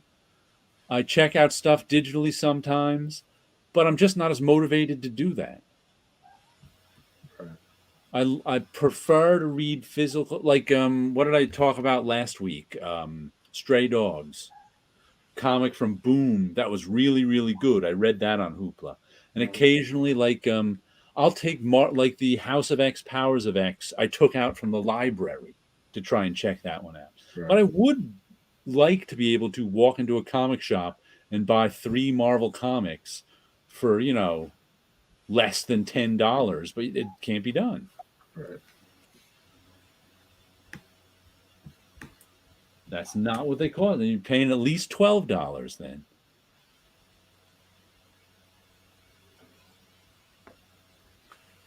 And that's not cheap. Speaking of Hoopla, back up and running. Oh, I got 10 checkouts to count. Try out Stray Dogs. It was real good. It looks like a kid's comic, but it's not. Yeah, discount. I like going to the comic shop. That's why I don't use discount comic book service. I like going to my local comic shop, getting my comics, hanging out. They hook me up with stuff. It's a social event for me too. And they don't say no comics for you. Come back 1 year.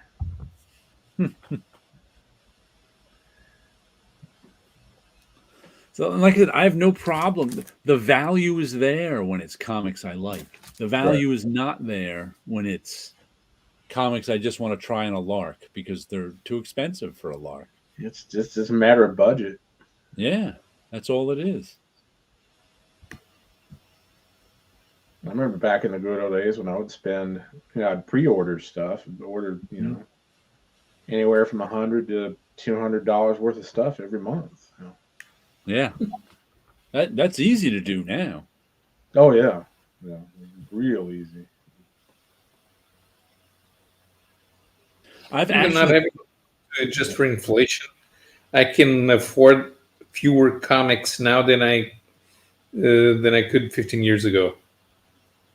Yeah, sure. I can remember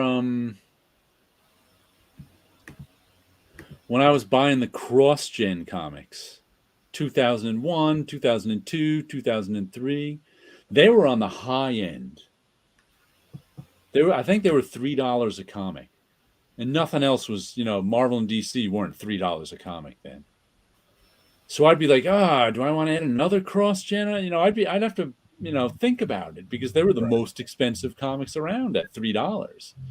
Now it's like, they're the cheapest ones around. It's kind of nuts. That was just not that long ago, it seems. Yeah. Buying paper at the comic shop is expensive. Plus, it's a drive. Hate driving. Oh, my comic shop is 22 minutes away, so it's not much of a drive.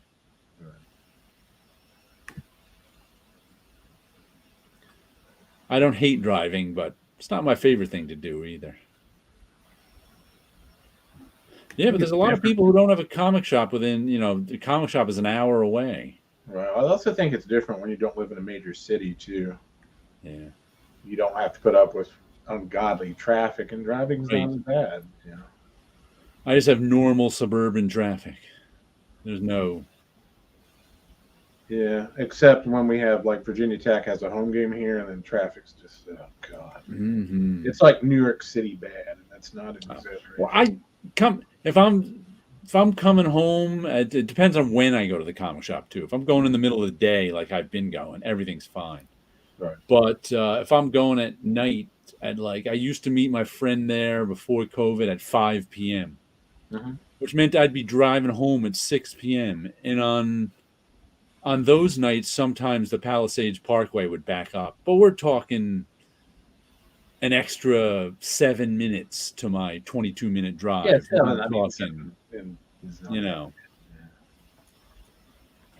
we're not talking sitting in traffic for half an hour. Right.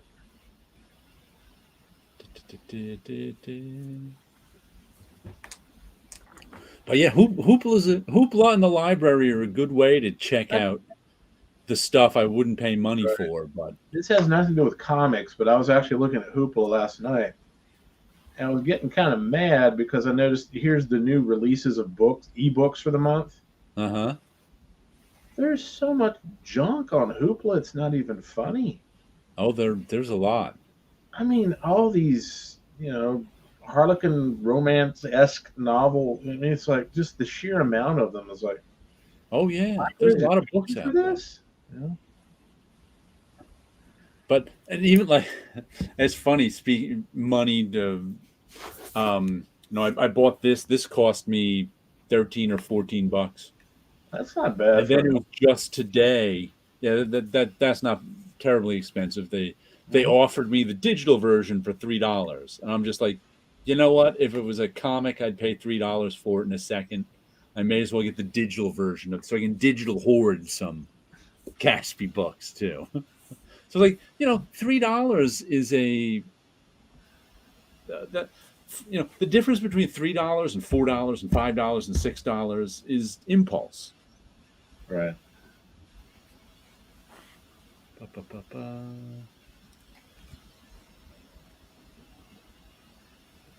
What do we got here?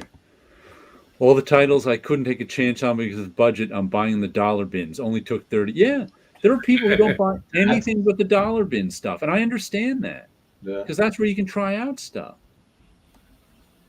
Imagine a future auto drive Batmobile picks you up and takes you to the comic shop. I'd be okay with auto driving too. If I could get in a self-driving car and have it go someplace while I'm reading or watching, sleep, what have you. I am perfectly okay with not driving. Sign me up. Paolo's looking, you guys are crazy. My library doesn't have ebooks on Hoopla. They use a different service. Hoopla has comics, music, and movies. Right? Some no ebooks have multiple That's weird. services they use like that too. One of my local store gives away all the old 90s image crap. I got to run a profit by stepping flat yesterday for $0. Wow. Yeah, you overpaid. Yeah, they should have paid you.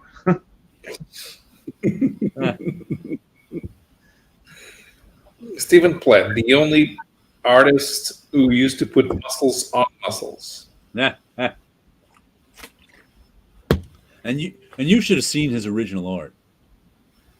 He drew so many lines that wouldn't print. But it didn't matter. He just kept drawing them. He was using a tiny, tiny rapidograph. Yeah, exactly. Overpaid. Now you got to. That's the problem. Like, the problem I had with cheap trade paperbacks when you could buy you wanted to sample something, buy cheap trade paperback for $4 or $5. You're like, I want to try this out. I want to try this out. Or else you'd go. Oh, I want to buy some comics. There's no comics I really want. Oh, here's a $4 trade paperback. I'll get this. But, 6 months later, you got a shelf that wide full of trade paperbacks that are terrible. There's a reason they were $4. Nobody wanted them. And that's a bit disheartening. That's why I kind of stopped buying trade paperbacks. And I still have boxes of trade paperbacks that I can't get rid of. Nobody wants them.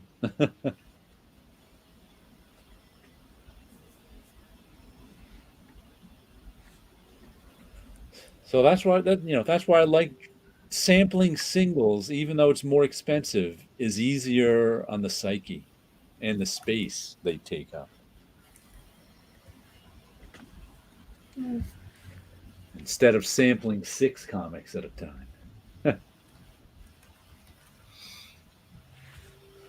And I'm not going to buy a trade paperback just because it's cheap. I mean, well, that's what I end up doing.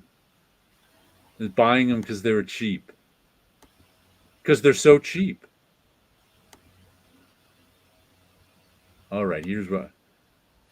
What is this one? September 1951.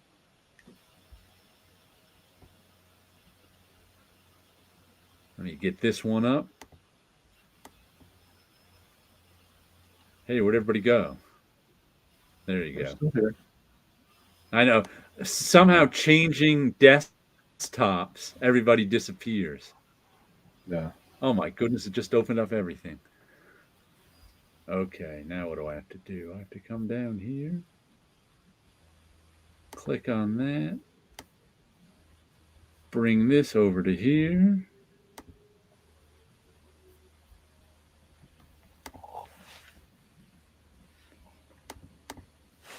Okay, let me share this now. I got it set up.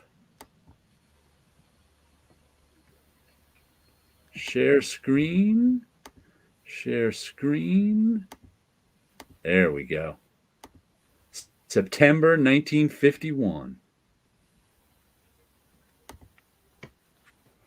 We got Captain Marvel, number 126. We got Ghost Rider, number 6. We've got Black Hawk, number 47.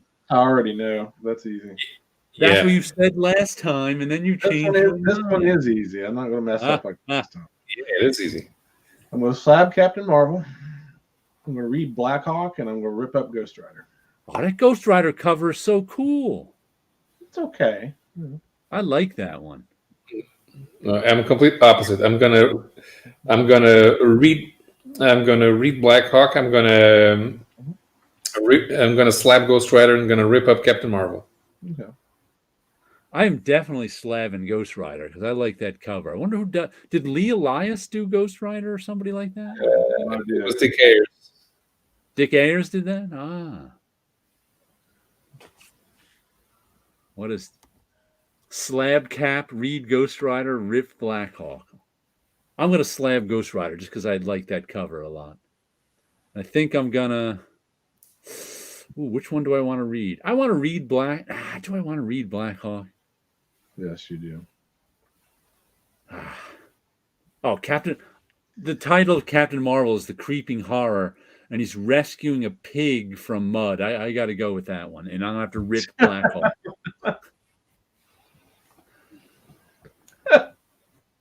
He's rescuing a pig from tar. The tar must be the creeping horror. Is it intelligent tar? I want to know. Nothing is intelligent in a Fawcett comic. I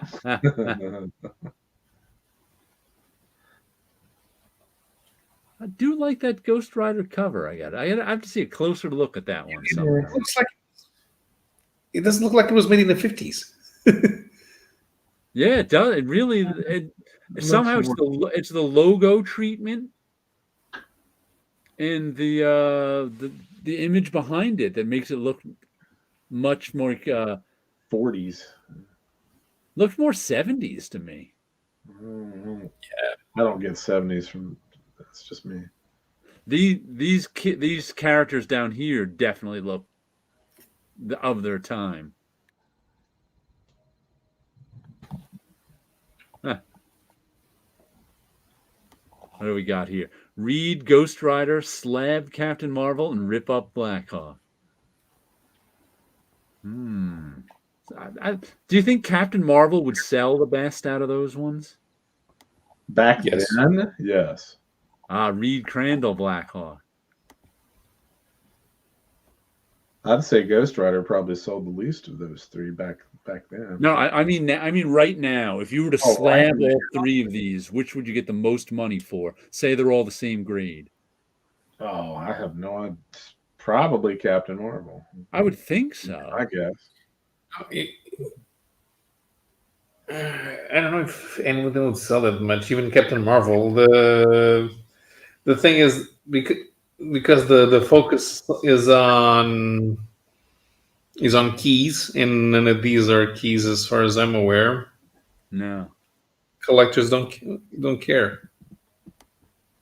Definitely reading Black Hawk is like Captain Marvel. Yeah, but I'm thinking like Ghost Rider, just because of the name Ghost Rider and it's a striking cover, might be in demand. Yeah, but it's not so it confuses people. It might, but I'm just saying. Yes, I am. I am allergic to purple and yellow, but that's not the reason I don't like that one. Scott's allergic to purple and yellow. Like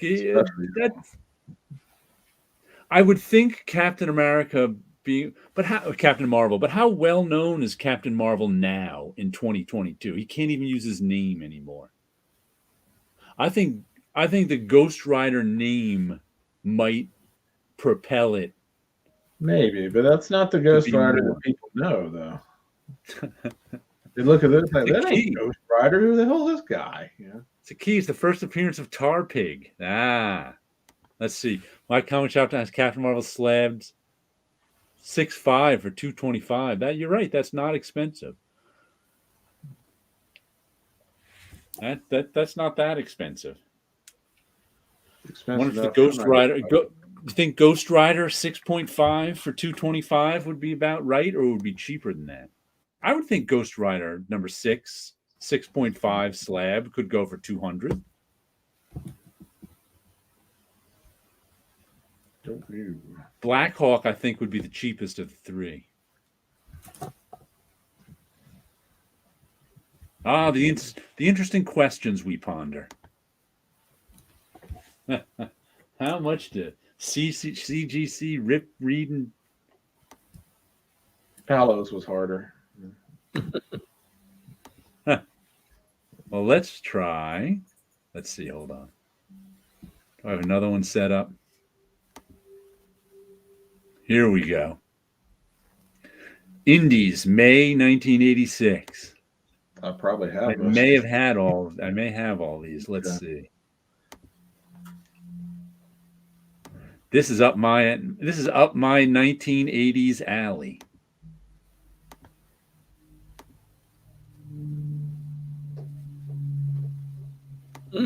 Whoa. We've got Nexus 25, Scout 7, Special Issue, Miracle Man number 9. Oh God. That's tougher. Shazam had a movie, another one away. Ghost Rider 2 movies. I don't know. No, different than normal too. It was a Black Hawk serial back in the 40s. Yeah. Oh, Ghost Rider. Oh, that's an Epic collection coming out. No, I didn't see that one of the Johnny. Spielberg wants to do a Black. I get those Epic collections digitally when they go on sale at Amazon and Comixology.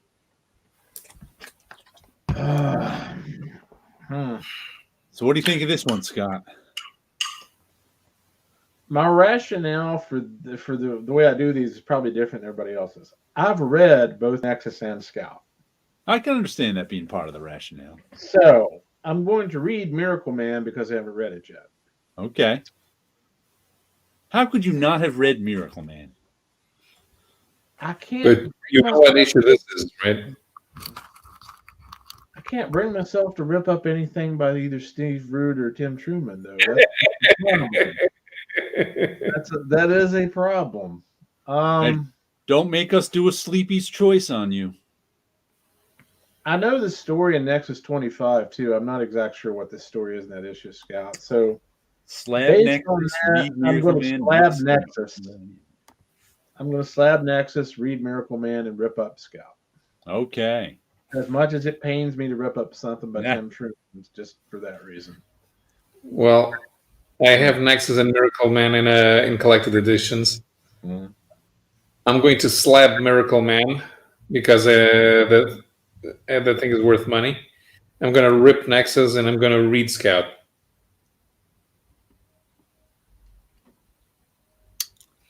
Actually, I might have the Scout in a collected edition. I think this is one of the attempts to do a Scout collection. I think this issue is there, number 7. Yeah. I think. Yeah, but I'm going to Scout and rip Nexus. You're going to what? I'm going to read Scout and rip Nexus. Yeah. Okay. I think I'm going to read Miracle Man only because it's really annoying me that the logo is stabbing him in the head. That's a bad tangent that they should have never let happen. Yeah. From a comic book production point of view, that cover offends me. That wasted space above the logo bothers me more. It's just badly done. The production on it is terrible. And as a production guy, that cannot stand. So I'm ripping up Miracle Man. I didn't even notice that when I was putting it together, by the way. Yeah. And I'm gonna, I guess I'll slab Nexus and read Scout because I like the Nexus cover better and it looked good hanging on the wall slabbed. But boy, that Miracle Man logo stab in his head is dumb. Why did they do that? I never even noticed it till you brought it up. Like, well, I didn't notice it when I didn't notice it till right now. When I picked out the covers and put that one in there, I did not notice it. Now I'm noticing it. I do like the Scout logo the best. Yeah.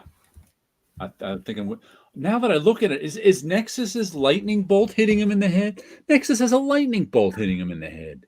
I can't slab that one. I got to slab Scott. So you don't like? So you've got this fetish about the logo touching the character, right? That's rule number 1 of putting covers together. Don't have tangents like that. You can see Eric Larson going off on it all the time on Twitter, but that's like they teach you that day one when you're putting together a book cover. Do not have tangents. That doesn't bother me. And that's a tangent. You don't want the logo poking him in the head. So I'm ripping Miracle Man, reading Nexus, and slabbing Scout. There's my final.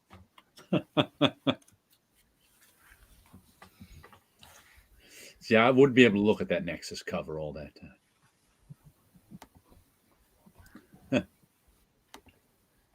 I would love to show off the copy of Miracle Man. That's okay. I want to slide it so I can show it off. This comic book as a graphic scene of birth, as an actual graphic scene of birth inside, and I've seen it. That one and an issue of what is that? Don McGregor Saber. Yeah, an issue of Saber was before that one that had a graphic scene of birth too. I remember those too. Graphic birth scene. All I remember about Saber was the character looked like a cross between Clint Eastwood and Jimi Hendrix. Yeah. Did Marvel release all the Miracle Man in trade? I don't think they ever did. I don't think they did, although they do have the material to do so. The collected editions I have are in Portuguese. Were made that way because our publisher co-published it with the Polish edition. So I have a complete Alan Moore in hardcover and a complete Neil Gaiman in hardcover. And those do not exist in English in that format. Wow. And I don't think slabbing is going to fade. I don't think it's a fad. I think it serves a purpose for a lot of people. If Bob Beerbaum had his way, it would fade really quickly. Right, but I think if you're buying and selling high-end comics, the slabs are an invaluable service. And I think if you just like to be a hobbyist and get things slabbed, you will. So I don't think it's going away. It will go on and they will trade and sell to each other while we stay here reading our books. Yeah. You know, that Ghost Rider you picked earlier, while the Big Ayers was the regular artist on the comic, that one you picked up was the first one that didn't have a cover by Frank Frazetta. And what was Scott's description of Saber? I somehow missed that. Oh, he looks like a cross between Jimi Hendrix and Clint Eastwood. Oh yeah, I do remember him looking like Jimi Hendrix. I think he was supposed to. Yeah. I don't remember the Clint. I'll have to look. I haven't seen my Sabers in a while. I think as time went by, Clint crept more and more into the face. It was blatant. You could tell. I was like, yeah, he's mixing those two guys together. Because if you sold high-end comics before slabbing, and you thought that comic was a mint condition comic, and the guy buying it thought it was a mint minus, you were arguing all day until you came up with a price. Because of course the guy buying it is going to see it as lower graded because that means he plays a lower price, and of course the guy selling it is going to see it as higher graded because that means he gets a better price. And when the difference between half a grade is $1,000 or whatever, then it's tough. It is tough to buy and sell high-end comics without them being slabbed these days, because no one can argue the grade with you. When you hand somebody a $5,000 comic, and CGC has it graded as a 9.0, and you think it's really an 8.8. They don't even make 8.8s. It doesn't matter what you think. It matters what CGC graded it, and the guy selling it is going to get that 9.0 price from somebody. So it takes all the arguing out of it. He won't get it from me though. No, me neither. But it doesn't matter. I'm just saying to the people who buy and sell high-end books, it's not going away. Like, and there are people who are just hobbyists too. There are people who are chasing 9.8s just to be right, kind of thing. It's like it makes them feel good to have a 9.8 of a current book. One thing I'm thinking, I mean, if you leave that thing in that slab for 50 years, is it going to be a 9.8 anymore? You got to change the slab out every so often. Like I said, on eBay, Golden Age Ghost Rider 1 slab. So, well, that's number 1, 652. No, number 6 will probably be a lot, but it still could be less and more than 225. Saber riding a giant moth was one of my first 5 comics. It confused me. Oh, wow. Yeah, a 9.2 Golden Age Ghost Rider 1. Yeah. Gizmodo has an article from 1/1/22 showing a Miracle Man omnibus coming out in September. Oh, okay. Yeah, I think it's the first time they're going to have all of this stuff. And supposedly, Gaiman is finally writing the rest of the story. Supposedly, I've never read the Neil Gaiman issues. I was done with Miracle Man when Moore was. Maybe even a little before. I wonder if they're going to use the credits on the cover as the original writer or Alan Moore. Good question. How was he credited in the comics themselves that they reprinted? The original, was he? I think when Marvel was doing them, they credited him as the original writer, if I'm not mistaken. So then that's what it'll probably be. Maybe. There's also people to who slabbing is kind of like a craft they work on, in that, they get the book autographed by somebody, they get it slabbed and authenticated, they go crack it open, get another autograph. It becomes a craft project. So I think that's sticking with us too. So I don't see slabbing disappearing. Hasn't disappeared in cards. What is your opinion on Nexus? I read some early issues and books. I have every issue of Nexus. Well, except for the first 3 black and white ones. I started buying Nexus with color Nexus issue number 1, and I bought all the way to the end. So I like Nexus, though I haven't read it Nexus since the 90s. But I do have to say that Steve Rude is a better artist than Mike Baron is a writer. Yeah.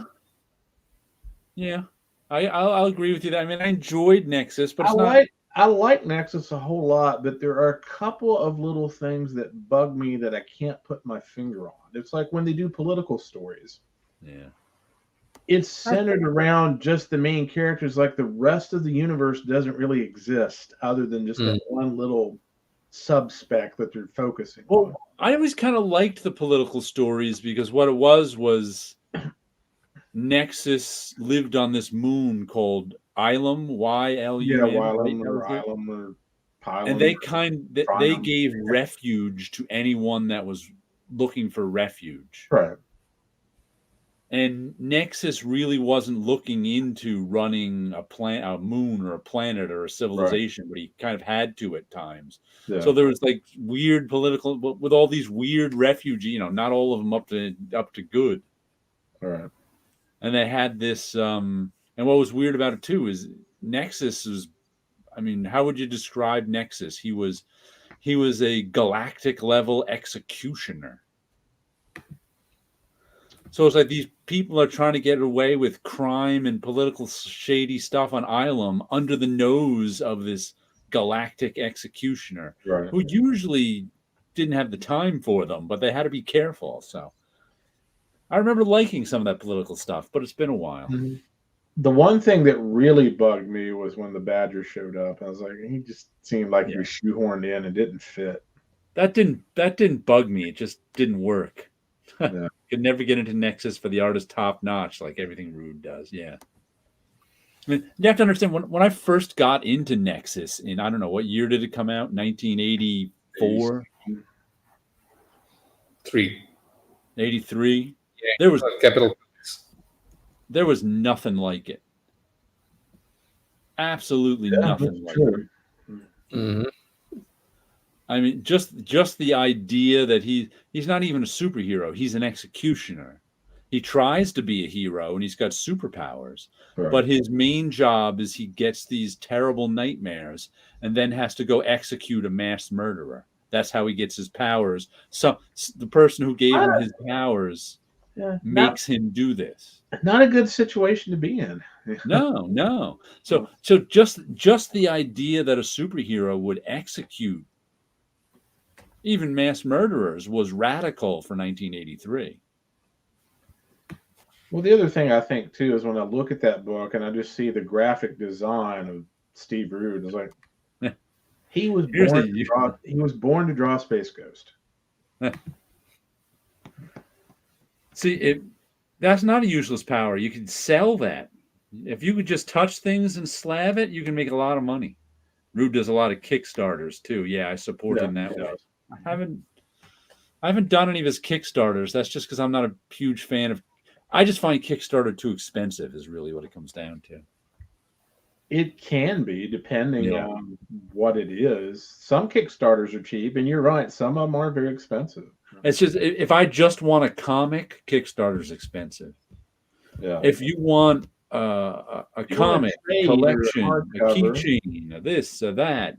Well, that's extra. But that can actually be cheaper, but you have to want all that stuff. Right.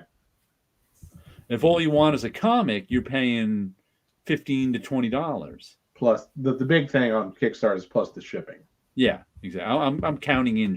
The comic might only cost you $10, but the shipping is another $5. Yeah, vice versa. Yeah, or vice versa. Right. So, but that's why they throw in all those stretch goals. Because if you're spending $25 and all of a sudden you're getting a box full of stuff, people are like, all right.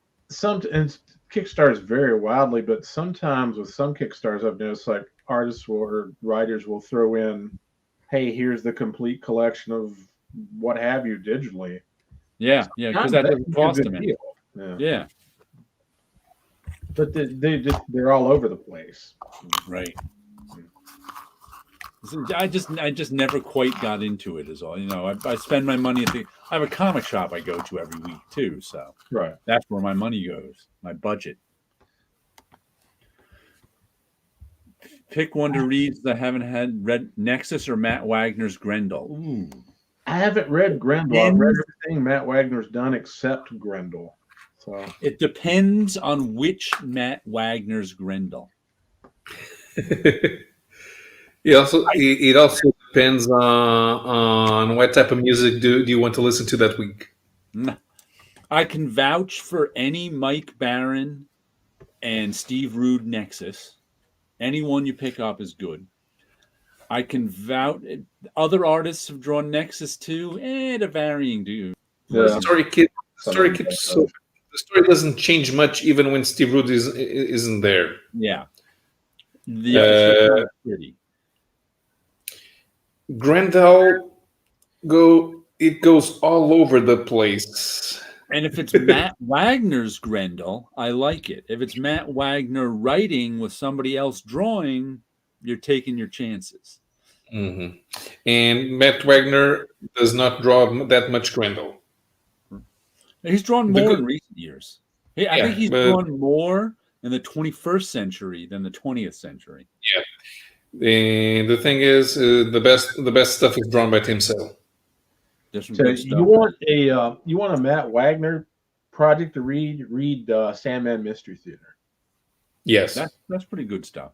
But if you read the very first Grendel, Devil by the Deed, if you can find the original Kamiko graphic novel printing of it, get that one. Because I think that's the best.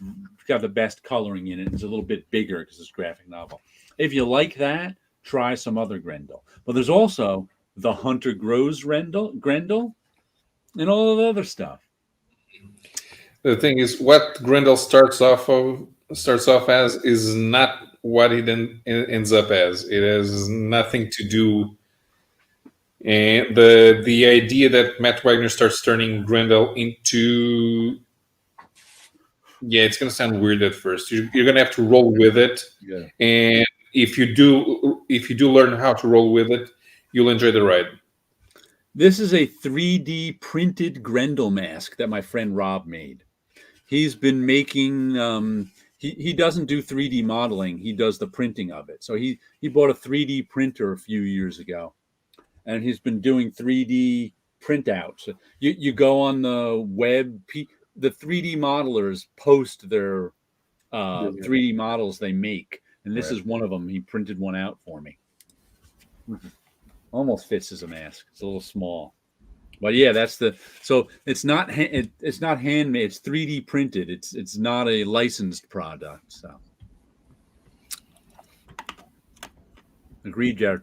I want a signed copy with few frills. I did a Steve Rude and got 2 signed books and a DVD. Say that's the stuff you have to want to be interested in. Get.